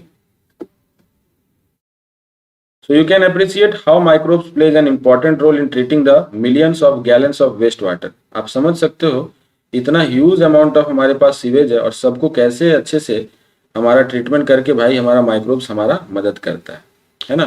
सो it is a huge work और duty on the microbes. So there is millions of wastewater every day across the globe, and this methodology has been practiced for more than a century now. So till date, no man-made technology has been able to rival the microbial treatment of sewage. मतलब इंसान ने भी अपनी तरफ से जो भी machinery या जो भी टेक्नोलॉजी यूज करके माइक्रोब्स के जितना अच्छा ट्रीटमेंट नहीं दे पाया अभी तक। You are aware that due to increasing urbanization, sewage is being produced in much larger quantities than ever before. आप जानते हैं कि जिस तरह से शहरी पलायन हो रही है, गांव के लोग शहर में बढ़ते चले जा रहे हैं, एंड सीवेज का पॉपुलेशन का जो है ग्रोथ इतना फास्ट होता है कि सीवेज प्रोडक्शन बहुत ज़्यादा हो गया है। So number of sewage treatment plant has not increased, वो नहीं बढ़ पाया है उतना जितना बढ़ना चाहिए था। And so the untreated sewage is often discharge directly into the river, leading to their pollution and increase the water borne diseases. तो इससे हमारा नुकसान हो रहा है क्या, कि बहुत बार क्या देखने को मिलता है कि अनट्रीटेड सीवेज, मतलब सीवेज को ट्रीटमेंट बिना किए पानी के स्रोत में यानी नदी में छोड़ देना, उससे क्या होता है, पोल्यूशन बढ़ जाना होता है। उससे हमारा वाटर बॉर्न डिजीज, जो कि डिजीज ऐसे कॉलेरा, डायरिया, ये सब बीमारी जो है बहुत ज़्यादा देखने को मिलते हैं आए दिन। इसके लिए क्या किया गया है, सरकार ने कुछ पहल की है। तो इन्वायरमेंटल जो आपका डिपार्टमेंट है, फॉरेस्ट डिपार्टमेंट जो है मिनिस्ट्री का, उन्होंने इनिशिएट किया गंगा एक्शन प्लान, जिसको हम लोग GAP बोलते हैं, एंड यमुना एक्शन प्लान, जिसको हम लोग YAP बोलते हैं, to save this major rivers of our country from pollution. Under these plans, it is proposed to build a large number of sewage treatment plant. और इस प्लान के अंतर्गत बहुत सारे सीवेज ट्रीटमेंट प्लांट्स के बनाने का भी है ना योजना है। And the only treated sewage में भी डिस्चार्ज, और ये भी तय किया गया है केवल डिस्चार्ज वही सीवेज होगा जो कि ट्रीटेड कंडीशन में होगा। A visit to sewage treatment plant situated in any place near you would be very interesting and educating experience। तो एक बार विजिट करने बोला जा रहा है आपको। देखिए अगर आसपास उसमें आपके सीवेज ट्रीटमेंट प्लांट अगर है तो आप जाकर विजिट करें तो आपको बेहतर ढंग से चीज़ें और क्लियर हो पाएगी। Coming to the microbes in production of biogas. चलिए नेक्स्ट टॉपिक हम लोग लेते हैं कि बायोगैस के प्रोडक्शन में किस तरह से हमारा माइक्रोब्स यूजफुल है। कुछ हम लोगों ने इसका छोटा छोटा पॉइंट तो डिस्कस पीछे कर ही रखा है, लेकिन और भी इजी हम लोग क्लियर कर पाएंगे यहाँ पे। Let's move to this topic. Okay, so talking about microbes in production of biogas. अब हम बायोगैस के प्रोडक्शन में किस तरह से माइक्रोब्स का रोल है वो हम लोग देखेंगे नेक्स्ट टॉपिक। दैट मीन्स पीछे आपने देखा था जब आपके सेकेंडरी ट्रीटमेंट में हमने आगे डिस्कस किया था तो वहां पर बायोगैस का भी प्रोडक्शन हो रहा था, anaerobic bacterias were there. So similarly here you can see correlate the things which you have studied in the previous section. तो बायोगैस असल में होता क्या है, it is a mixture of gases that containing predominantly methane उसमें होता है। अगर हम बात करें ज्यादातर उसमें मीथेन गैस का होगा मात्रा, है ना, and produced by microbial activity, right. Basically it is produced by microbial activity and which may be used as a fuel. ठीक है, क्योंकि ये आपको एज एन अल्टरनेटिव सोर्स ऑफ एनर्जी है ना। You have learned that microbes produced different types of gaseous end product during the growth and metabolism. The type of gas produced depends upon the microbes and the organic substrate by they utilize. तो कौन सा gas produce होगा ये किस बातों पर depend करता है, ये दो बातों पर डिपेंड करता है कि आपने कौन से माइक्रोब्स को वहां पर यूज किया एंड कौन से सबस्ट्रेट को आपने यूज किया है, that on which microbes is oxidising, और पर्टिकुलरली कौन से मटेरियल पे वो डिग्रेड कर रहे हैं उसे। In the example cited in the relation to fermentation of dough, cheese making and production of beverages, सभी में हमने एक बात देखी कि वहां पर मेन गैस जो प्रोड्यूस हो रहे थे वो CO2 हो रहे थे। चाहे वो आपने फर्मेंटेशन ऑफ डॉ देखा, है ना, चीज मेकिंग में भी आपने देखा, एंड बेवरेजेस के भी जब प्रोडक्शन हो रहे थे तो वहां भी आपका सर्टेनली तीनों केसेस में मेन गैस CO2 प्रोड्यूस हो रहा था। However, certain bacteria which grow anaerobically on cellulosic material produce a large amount of methane along with carbon dioxide and hydrogen. तो कुछ ऐसे एनारोबिक बैक्टीरिया भी हैं जो कि उनके ऊपर, है ना, फीड करें, अगर सेलुलोजिक मटेरियल के ऊपर अगर वो फीड करें या ग्रो करें तो वो बहुत ह्यूज अमाउंट में प्रोड्यूस कर सकते हैं, क्या, मीथेन प्रोड्यूस कर सकते हैं, और साथ में CO2 और H2 प्रोड्यूस कर सकते हैं। ठीक है, CO2 एंड H2 के साथ मीथेन वो प्रोड्यूस कर सकते हैं। And these bacteria are collectively called as methanogen. तो नाम ये क्यों रखा गया है आपको पता है, रेलिवेंट टू आप मोनेरा किंगडम में जब पढ़े थे तो मिथेनोजेन्स वो ग्रुप ऑफ बैक्टीरिया हैं जो मीथेन को प्रोड्यूस करते हैं, मीथेन गैस को प्रोड्यूस करते हैं, इसलिए नाम इसका है मिथेनोजेन, मतलब methane gas generator. And one such common bacterium is the methanobacterium, जिसका उनमें से सबसे कॉमन बैक्टीरिया है वो methanobacterium. Okay, now in this continuation of the paragraph हमने ये जाना कॉमन बैक्टीरियम कौन सा है, that is methanobacterium. These bacteria are commonly found in the anaerobic sludge, है ना। पीछे आपने देखा था जब हमने सीवेज ट्रीटमेंट प्लांट को समझा तो वहां पे एनारोबिक स्लज में ये बैक्टीरिया मेनली प्रेजेंट थे। And to treat the sewage treatment these bacteria are also present in the rumen, जो आपका रूमिनेंट एनिमल है, जो कैटल आता है जिसमें बफेलो आता है, इन सभी के रूमेन में, रूमेन क्या होता है, स्टमक है, स्टमक का ये पार्ट है, राइट। जो भी रूमिनेंट एनिमल होते हैं उनके 4 कंपार्टमेंट होते हैं स्टमक के, ठीक है, rumen, reticulum, omasum and abomasum. तो उनमें से जो रूमेन पार्ट है उसमें ये बैक्टीरिया प्रेजेंट होते हैं, ठीक है। और पता है आपको कि हमारे जो कैटल हैं, बफेलो हैं, ये क्या करते हैं, सेलुलोजिक मटेरियल बहुत ज्यादा खाते हैं, उनके फूड में बहुत ज्यादा ये होता है। तो रूमेन में वो बैक्टीरिया जो प्रेजेंट है, मिथेनोजेनिक बैक्टीरिया प्रेजेंट है, तो उनको क्या मिल गया, बैक्टीरिया भी मिल गया, साथ में मटेरियल भी मिल गया, राइट। हमें क्या चाहिए था मीथेन्स प्रोड्यूस करने के लिए, एक तो मिथेनोजेनिक बैक्टीरिया होने चाहिए, साथ में सेलुलोजिक मटेरियल के ऊपर उनको हम लोग क्या कराना है, ग्रो कराना था। तो ये दोनों कंडीशन यहाँ अपने पास है, तो इस समय हमारे पास क्या प्रोड्यूस होगा, मीथेन गैस प्रोड्यूस होगा। So in rumen these bacteria help in production of this cellulose and play an important role in the digestion and nutrition of the cattle, right. तो ये बैक्टीरिया वहां पर क्या रोल प्ले कर रहे हैं, cattle के स्टमक के अंदर उनका क्या रोल है, तो ये क्या करते हैं, उनके सेलुलोज को ब्रेक डाउन करते हैं, और even in the important role, they play important role in the nutrition of cattle. Do you think we human being are able to digest cellulose present in our foods? तो हमारे पास ये बस की बात नहीं है कि हम सेलुलोज को पचा लें, है ना। क्योंकि हम घास फूस पत्ता ये सब खा करके जीवित तो नहीं रह सकते, even that would B not digested by human being. 10 आगे बात करते हैं कि एक्सक्रीटा जो है यानी कि जो डंक हम लोग जानते हैं कैटल का, that is commonly called as gobar which is rich in this bacteria, इन बैक्टीरिया से वो भरा पड़ा होता है, बिकॉज कि वो फीड में उनके सेलुलोजिक मटेरियल का जो डाइजेशन हुआ वहाँ अगर एक्सक्रीटा में भी वो आ जाएगा, है कि नहीं। एंड डंक can be used for production of biogas, इसीलिए जब बायोगैस का प्लांट आप देखोगे तो वहां पर जो सबस्ट्रेट है ना वो हम लोग एक्सक्रीटा लेते हैं, डंक लेते हैं, दैट इज कॉमनली कॉल्ड, इसीलिए हम लोग बायोगैस को कॉमनली क्या बोलते हैं, गोबर गैस भी बोलते हैं। एक बायोगैस प्लांट में क्या क्या होता है ध्यान से समझिएगा, फिर उसके बाद हम लोग फिगर से समझेंगे। इसमें एक कंक्रीट टैंक होता है जो लगभग 10 से 15 फीट गहरा होगा, डीप होगा, इन विच बायो वेस्ट आर कलेक्टेड, ठीक है, बायो वेस्ट को वहां पर हम लोग कलेक्ट करते हैं, एंड स्लरी ऑफ डंक इज फेड, ठीक है, और वहां पर हम लोग जितने भी तरह के वेस्ट हो सकते हैं, बायो वेस्ट हो सकते हैं, उसको हम लोग कलेक्ट करते हैं। And floating cover is placed over the slurry, slurry के ऊपर क्या रखा जाता है, तो फ्लोटिंग कवर रखा जाता है, ठीक है, फ्लोटिंग कवर रखा जाता है, which keep on rising as the gas is produce in the tank due to microbial activity. तो उनमें हम लोग यहाँ पर अंदर क्या डाल के रखे हैं, अंदर हमने डाल के रखा है बायो वेस्ट, और बायो वेस्ट जैसे जैसे क्या होगा, धीरे धीरे वो डिग्रेड होगा, तो हमारा वहां पर गैस एक्यूमुलेट होगा, गैस एक्यूमुलेट होगा तो अगर हम उसके ऊपर का कवरिंग को फिक्स कर देंगे, टाइट कर देंगे, तो फिर हमारे पास गैस चैम्बर पूरी तरह से फटने का चांस हो सकता है उसका।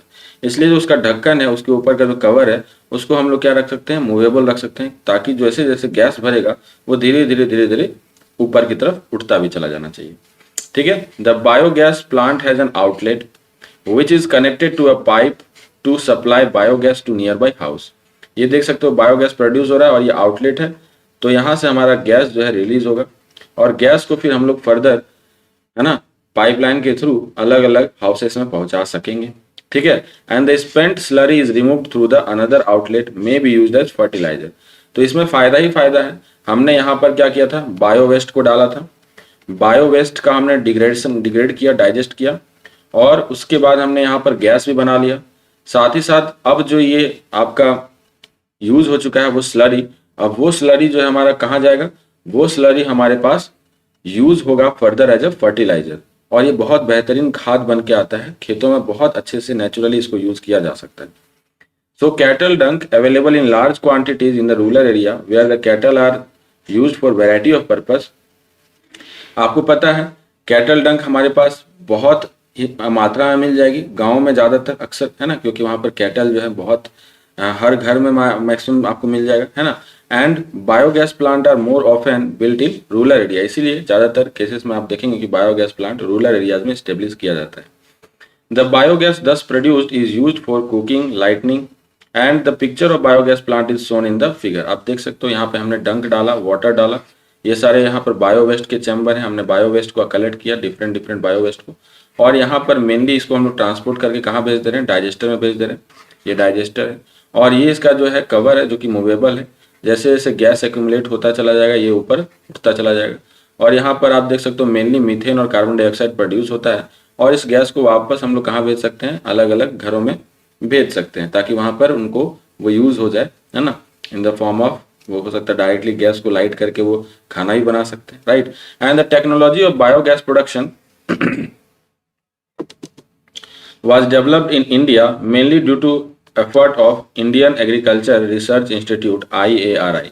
तो ये जो टेक्नोलॉजी है बायोगैस प्लांट का, ये किसने डेवलप किया है, कौन से बॉडी ने डेवलप किया है, तो इंडियन एग्रीकल्चर रिसर्च इंस्टीट्यूट की मदद से और khadi and village industries commission की मदद से डेवलप किया गया है। If your school is situated in village or near a village, it would be very interesting to inquire if there are any biogas plant nearby. Visit the biogas plant and learn more about it from the people who are actually managing it। तो अगर आपके locality में ऐसे near by village में अगर मिल पाए आपको तो बायोगैस प्लांट के जहां आपको प्रोडक्शन हो रही है बायोगैस की, गोबर गैस की, तो आप जाएं और उनके लोगों के आसपास में जो काम कर रहे लोग हैं उनसे जानकारी लें और समझे कि बात कैसे हो रही है, कैसे काम करता है, राइट। तो एक बहुत इंपॉर्टेंट ये आपका जो फैक्ट हो गया कि माइक्रोब्स हमारे पास बायोगैस के प्रोडक्शन में भी इंपॉर्टेंट रोल प्ले कर रहा है।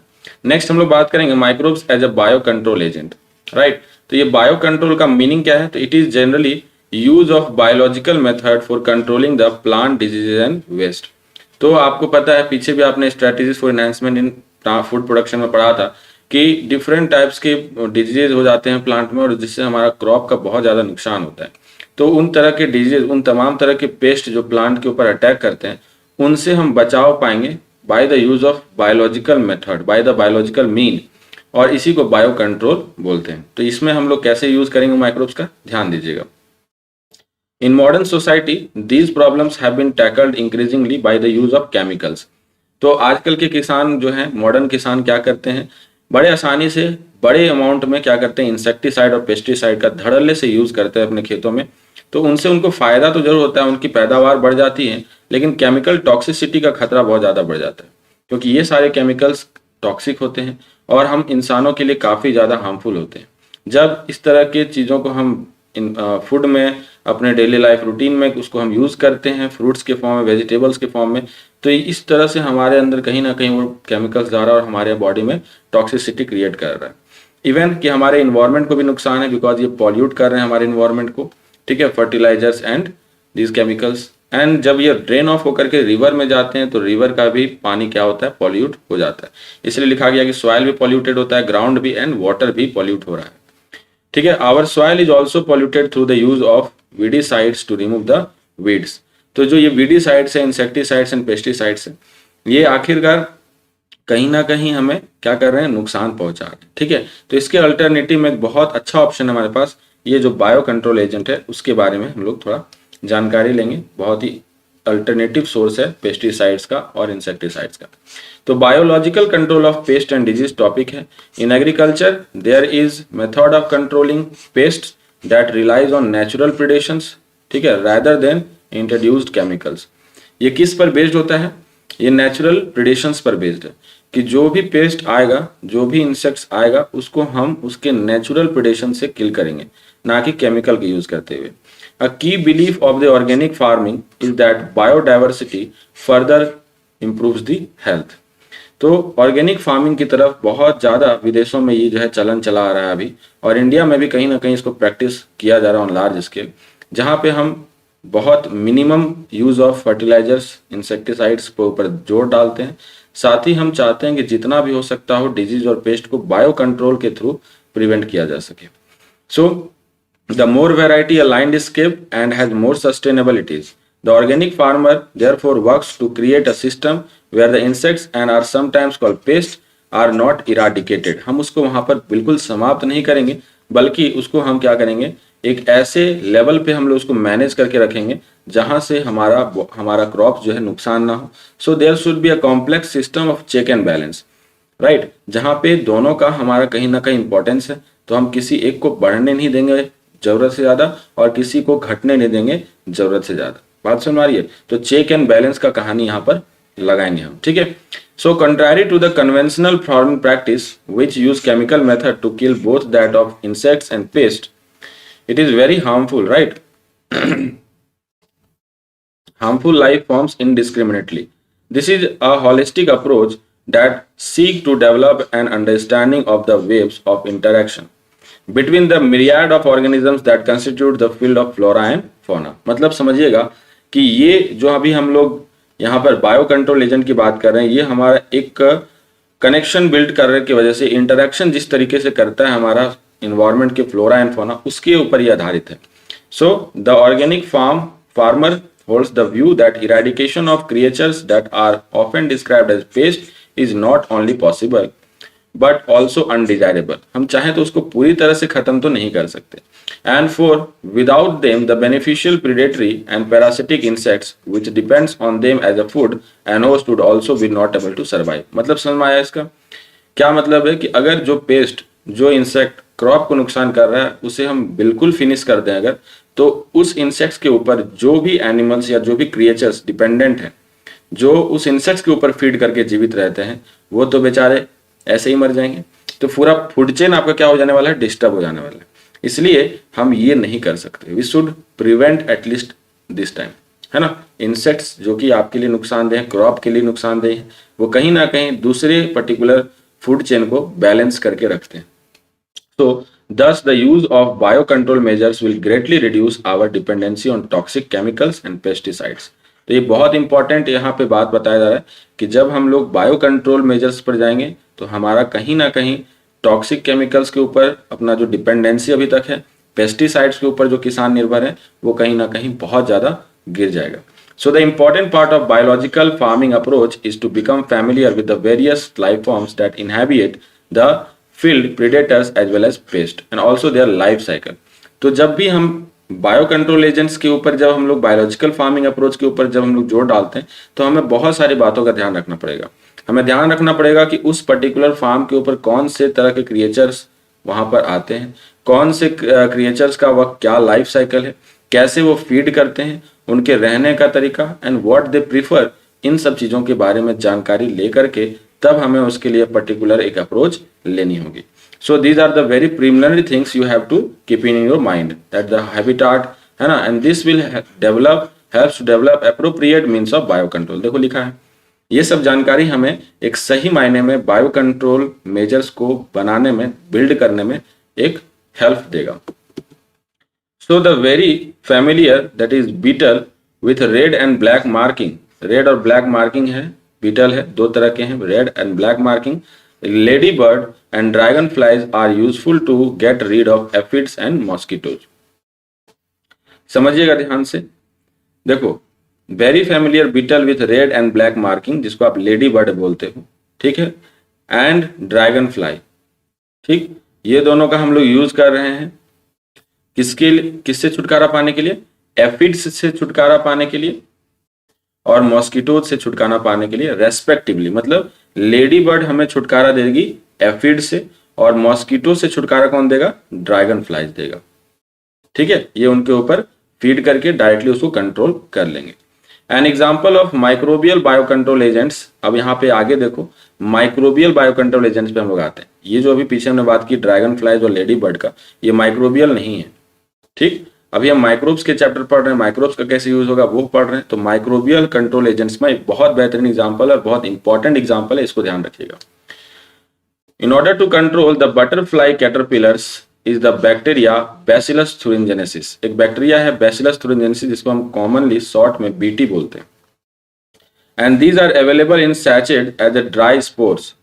ये आपको जो है पॉकेट पुड़िया में भी मिल जाएगा, सैचे में मिल जाएगा as a dry spores, which are mixed with water and spread into the vulnerable plants such as brassica and fruit trees. तो इसको यूज कैसे करेंगे किसान भाई? उनको क्या करना है, वो पॉकेट लेना है, वो पॉच लेना है जिसमें वो ड्राई स्पोर्ट के फॉर्म में है, उसको पानी में मिला करके हमें प्लांट्स के ऊपर छिड़काव कर देनी है उसकी. तो क्या होगा, एंड इससे फायदा क्या होगा? Where these are eaten by the insects larva. जो भी क्रॉप का खतरा इंसेक्ट से है उसके ऊपर अगर हम इसे छिड़क दें तो वो इंसेक्ट्स वहां पर जाके अटैक नहीं करेगा. कैसे काम करता है ये बैसिलस thuringiensis, कैसे इतना अच्छा बायो कंट्रोल एजेंट है, समझेंगे इस मैकेनिज्म के बारे में. तो in the gut of larva, larva जो इंसेक्ट्स का लार्वा है उसके गट में the toxin is release and the larva get killed. उसके गट पे ये टॉक्सिन वहां पे रिलीज होता है और वो लार्वा मर जाता है. The bacterial disease will kill the caterpillar but leave other insects unharmed. तो स्पेसिफिकली ये कैटरपिलर्स के ऊपर ही एक्ट करता है, बाकी दूसरे इंसेक्ट्स को नुकसान नहीं पहुंचाता. Because of the development of the method of genetic engineering in the last decade और so, the scientist have introduced bacillus thuringiensis toxin into the gene even.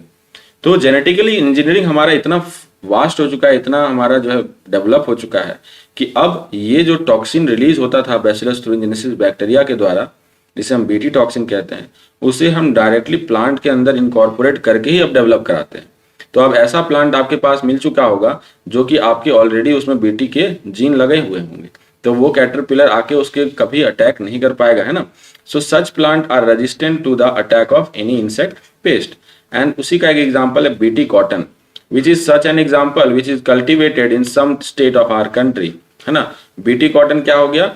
वो ऐसा कॉटन है जिसके अंदर बैसिलस thuringiensis जो टॉक्सिन रिलीज करता है वो जीन इसके अंदर इनकॉर्पोरेटेड है. तो बहुत ही कुछ यहाँ पर इंपॉर्टेंट सीखने मिला इस पैराग्राफ में. चलिए मैं हाईलाइट कर देता हूँ बच्चों. पहला तो ये कि लेडी बर्ड्स हमें एफिड से जो है बचाव देती है एंड ड्रैगन फ्लाइज जो है हमें मॉस्किटोज से बचाव देती है. दूसरा ये कि बीटी जो आपका है यानी कि बैसिलस thuringiensis बैक्टीरिया है वो बहुत इंपॉर्टेंट हो जाता है हमारे लिए to protect our crop from caterpillars. They kill their caterpillars by in their gut of the larva, वो टॉक्सिन क्या होते हैं, रिलीज होते हैं, उनको किल कर देते हैं। और इसका एग्जाम्पल है बीटी कॉटन, ठीक है। एक बायोलॉजिकल और भी हमारे पास यहाँ कंट्रोल है, ध्यान से सुनेंगे example one by one. Biological control being developed for use in treatment of plant disease is the fungus Trichoderma. Trichoderma एक फंगस है जिसका यूज हम as an bio control agent कर रहे हैं। कैसे करता है ये स्पीसीज, ध्यान दीजिए। तो Trichoderma species are free living fungi that are very common in the root ecosystem and they are effective bio control agents for several plant pathogens. तो बहुत सारे प्लांट ऐसे अटैकिंग बैक्टीरियाज हैं या डिफरेंट टाइप्स के पैथोजेंस हैं जो plant के ऊपर अटैक करते हैं, तो उनसे हमारा ये जो है ट्राइकोडर्मा जो फंगस है ये हमें प्रोटेक्ट करता है उस प्लांट पैथोजेन से, ठीक है। अब ये ट्राइकोडर्मा का नाम आप पहली बार सुन रहे हो या आपने पीछे भी पढ़ रखा है, ये क्वेश्चन है आपका, आपको मेरे से, ठीक है।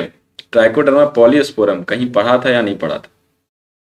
बिल्कुल पढ़ा होगा आपने, याद करो पीछे, है ना, पीछे याद आ रहा है कुछ? इम्यूनोसप्रेसिव जब मैंने पढ़ाया था, चलो मैं दिखाई देता हूँ। यहां पर आप देखो, थोड़ा और पीछे चलते हैं। ट्राइकोडर्मा पॉलीस्पोरम, ये देखो यहाँ पर ट्राइकोडर्मा पॉलीस्पोरम, साइक्लोस्पोरिन ए इसी से बनाया था ना आपने, इम्यूनोसप्रेसिव एजेंट। याद आ रहा बच्चों? इसलिए मैं कहता हूँ एग्जाम्पल सारे नोट करते चलो कॉपी में, एक लिस्ट बन जाएगा आपके पास, बहुत अच्छा एक लास्ट में आपके पास शॉर्ट नोट्स बन जाएगा। तो यहाँ भी आप देख सकते हो ट्राइकोडर्मा पॉलीस्पोरम, हम स्पीसीज तो नहीं बोलेंगे लेकिन ट्राइकोडर्मा जीनस तो है एटलीस्ट, जो कि हमें प्लांट पैथोजेन से भी यहाँ पे प्रोटेक्ट करा रहा है। चलिए आगे और एग्जांपल देखते हैं। द बैक्यूलोवायरसेस हैं are the pathogens that attack the insects and other arthropods. ये एक वायरस है जो बहुत इंपॉर्टेंट है as an biological control agent, क्योंकि ये हमें दूसरे इंसेक्ट्स और अर्थ्रोपोड से बचा रहे हैं जो प्लांट के ऊपर अटैक कर देंगे, right. So the majority of baculoviruses used as biological control agents are in the genus of nucleopolyhedrovirus. इनका जो जीनस होता है वो कौन सा है? न्यूक्लियोपॉलीहेड्रोवायरस जीनस है। सारे एग्जाम्पल बहुत इंपॉर्टेंट है बच्चा, note it down one by one. And these viruses are excellent candidates for species specific narrow spectrum insecticidal application. इसकी एक खास बात है इस वायरस के ग्रुप का कि ये स्पेसीज स्पेसिफिक अटैक करता है, बड़े छोटे ग्रुप ऑफ टारगेट रखता है ये, है ना, क्योंकि वाइड रेंज ऑफ टारगेट रखेंगे तो हमें जो नॉन हमारे लिए पैथोजेनिक है उसे भी अगर किल कर देंगे तो पूरा इकोसिस्टम बिगड़ जाएगा, right. So they have been so no negative impact on plants, mammals, birds, fishes और even on non target insects, लिखा हुआ देख सकते हो। इनका कोई बुरा इफेक्ट नहीं होता दूसरे प्लांट्स के ऊपर या मैमल्स के ऊपर या किसी भी क्रिएचर्स के ऊपर। So this is specially desirable when beneficial insects are being conserved. जरूरत के इंसेक्ट्स को हम बचा पा रहे हैं, ये हमारे लिए सबसे बहुत बड़ी इंपॉर्टेंट बात है ना। To aid an overall integrated pest management system. Integrated pest management programme का यही एक एम होता है कि अब हम उसी पेस्ट के ऊपर जनरली फोकस करें जो हमें नुकसान कर रहा है, हमारे क्रॉप्स को नुकसान कर रहा है, ना कि उन इंसेक्ट्स को, बेचारे नॉन टारगेट इंसेक्ट्स का क्या दोष है, उन्हें हम कोई भी तरह का नुकसान नहीं होने देना चाहते हैं। When an ecologically sensitive area is being treated. Here next topic is microbes as a biofertilizers। तो बहुत सारे माइक्रोब्स ऐसे हैं जिनका हम यूज करते हैं एज एन बायोफर्टिलाइजर्स। बायोफर्टिलाइजर्स बोले तो कि हमें न्यूट्रिएंट्स को इनरिच करना है सॉइल में ताकि प्लांट्स को हमें बेहतरीन ढंग से न्यूट्रिएंट्स मिल सके, उनमें भी माइक्रोब्स का रोल है। So with the our present day lifestyle, environmental pollution is a major cause of concern, है ना। अभी जिस तरह का जो शैली है, जीवन शैली है लोगों का, उनमें सबसे इंपॉर्टेंट बात हो जाता है कि हम इन्वायरमेंट के पॉल्यूशन को मिनिमाइज करें। बिकॉज कि हमारे पास देखने मिलता है आए दिन कि किसान केमिकल फर्टिलाइजर्स की तरफ ज़्यादा जा रहे हैं। तो इससे क्या होगा, इस पर हमें केमिकल फर्टिलाइजर्स से पीछे भी हमने बात करी कि उससे काफ़ी ज़्यादा नुकसान है। इन्वायरमेंट के पॉल्यूशन तो बढ़ ही रहे हैं, even we are getting toxicated, जो हम फीड कर रहे हैं हमें भी नुकसान। So one of the major importance कि हमें क्या करना होगा, ऑर्गेनिक फार्मिंग की तरफ बढ़ना होगा। और ऑर्गेनिक फार्मिंग में हमने देखा कि हम बायो कंट्रोल एजेंट्स की मदद से पेस्ट को कंट्रोल कर सकते हैं, इंसेक्ट्स को कंट्रोल कर सकते हैं। उसी तरह से यहाँ पे ऑर्गेनिक फार्मिंग में हम लोग देखेंगे कि बायो फर्टिलाइजर्स का यूज करके हम न्यूट्रिएंट क्वालिटी भी बढ़ा सकते हैं। सो यहाँ पे देख सकते हो कि बायो फर्टिलाइजर्स क्या है, तो are the organisms that enrich the nutrient quality of the soil. Soil का न्यूट्रिएंट क्वालिटी को ये बढ़ाएगा। And the main source of bio fertilisers are bacteria, ठीक है, फंजाई एंड साइनोबैक्टीरिया। ये 3 ग्रुप हैं जो मेन सोर्स हैं बायो फर्टिलाइजर्स के। यू हैव स्टडीड ऑलरेडी, कि आपने देखा है पीछे जब आपको पढ़ा रहा था मिनरल न्यूट्रिशन चैप्टर, तो वहां पे आपने देखा था कि रूट ऑफ लेग्यूमिनस प्लांट, जिसमें कि आपके मेनली लेग्यूमिनस प्लांट में पी आ गया, पल्सेस आ गए, इनके रूट्स में जनरली आपने देखा था कि वहां पर सिम्बायोटिक एसोसिएशन का एग्जाम्पल था राइजोबियम के साथ। एंड ये बैक्टीरिया क्या करते थे कि एटमॉस्फेरिक नाइट्रोजन को डायरेक्टली ऑर्गेनिक फॉर्म में ये फिक्स करते थे। और nitrogen you know very important for plants which is used by plant as a nutrient. Another bacteria example क्या हो सकता है, जैसे कि can fix atmospheric nitrogen while free living in the soil. देखो कुछ ऐसे बैक्टीरिया हैं जो कि सिम्बायोटिक एसोसिएशन करते हुए कर रहे हैं, जैसे आप राइजोबियम को देखें। कुछ बैक्टीरिया हैं जो फ्री लिविंग में भी आपका जो है एटमॉस्फेरिक नाइट्रोजन फिक्सेशन कर सकते हैं। एग्जाम्पल के तौर पे यहाँ एजोस्पाइरलम बैक्टीरिया एंड एजोबैक्टर बैक्टीरिया है, दस enriching the nitrogen content of the soil. तो बच्चों यहाँ पे बहुत अच्छा एक क्वेश्चन बनेगा कि सबसे पहले तो राइजोबियम का जो है एग्जाम्पल पूछ लिया जाएगा, ठीक है। दूसरा एजोस्पाइरलम और एजोटोबैक्टर में ये बहुत इंपॉर्टेंट है कि ये फ्री लिविंग बैक्टीरिया हैं जो कि नाइट्रोजन फिक्सेशन करते हैं, ठीक है। फंजाई के एग्जाम्पल पे हम लोग अगर आए तो फंजाई में भी आप देखते हैं कि सिम्बायोटिक एसोसिएशन मिलता है विद द प्लांट्स, जो कि एग्जाम्पल है माइकोराइजा का, सिम्बायोटिक एसोसिएशन दिखाता है ये। And many members of the genus Glomus forms mycorrhiza, ठीक है। ये माइकोराइजा का जो सिम्बायोटिक एसोसिएशन है उसमें बहुत सारा जीनस जो है, कौन से ग्रुप का जीनस, ग्लोमस ग्रुप का जीनस आपको दिखने मिलेगा। The fungal symbiont in this association absorbs phosphorus from the soil and passes it to the plant. तो ये फंगल सिम्बायोंट करते क्या है, ये नाइट्रोजन के ऊपर ऐसा इनका ज्यादा रोल नहीं है, तो ये करते हैं फास्फोरस के ऊपर अपना एक्शन, सॉइल से फास्फोरस को एब्जॉर्ब करके प्लांट को पास कर देते हैं। So the plants having such association shows other benefits also. They are resistant to the root-borne pathogens and tolerance to the salinity and drought has also been observed. Also, the increase in the plant growth and development. ये बहुत ज़्यादा important बात है कि ऐसे plant जो symbiotic association दिखाते हैं माइकोराइजा से, ना कि केवल उनको फास्फोरस का यहाँ पर एब्जॉर्प्शन में मदद मिल रहा है, बल्कि वैसे प्लांट को और भी दूसरे बेनिफिट्स, जैसे कि वो रूट बॉर्न पैथोजन से बचाव उनको मिलता है, उनको सैलिनिटी मतलब जो खारा इलाका होता है वहां पे ग्रो कर पाते हैं, वो ड्रॉट कंडीशन को झेल पाते हैं, सुखाड़ जो है अगर आ गई वैसे कंडीशन को वो झेल पाएंगे। इवन कि उनका प्लांट का ग्रोथ और डेवलपमेंट भी बहुत अच्छा खासा बढ़ जाता है। Can you tell what advantages the fungus derive from the association. तो भैया अगर सिम्बायोटिक एसोसिएशन है तो कहीं ना कहीं दोनों को बेनिफिट होना चाहिए। तो फंगाई को क्या है यहाँ पर बेनिफिट है ये बताना आपको है। तो फंजाई क्या कर रहा है आपको बेहतर ढंग से पता है, लाइकेन के केस में भी आपने देखा था, एल्गी को उसने न्यूट्रिएंट्स दिया था कि तुम भोजन बनाओ, और उसके बदले में फंजाई उससे क्या करता था, न्यूट्रिएंट्स लेता था। तो यहाँ पे भी फंजाई का वही काम है, it will derive it's nutrients from that of plant, है ना। नेक्स्ट हम लोग देखेंगे साइनोबैक्टीरिया का example, that is also an autotrophic microbes जो कि widely distributed in aquatic and terrestrial environments mainly of which cause fixation of atmospheric nitrogen. तो ये नाइट्रोजन के ऊपर ही वर्क करते हैं। साइनोबैक्टीरिया का एग्जाम्पल आपने है ना देख चुके हैं ऑलरेडी चैप्टर नंबर 2 में, 11th के चैप्टर नंबर 2 में जब मोनेरा पढ़ा रहा था तो वहां पर भी आपने स्ट्रक्चर के साथ देखा था, एनाबेना, नोस्टॉक और ऑसिटोलेरिया में आपने देखा, नोस्टॉक का फिगर भी दिया हुआ था वहां पर, हेट्रोसिस्ट याद होगा। तो वो जो है नाइट्रोजन फिक्सेसिंग करने का काम करते हैं। In paddy plants, cyanobacteria serve as an important biofertilizer. Blue green algae cyanobacteria का ही अलग कोई और नाम नहीं, दोनों सेम ही है ना।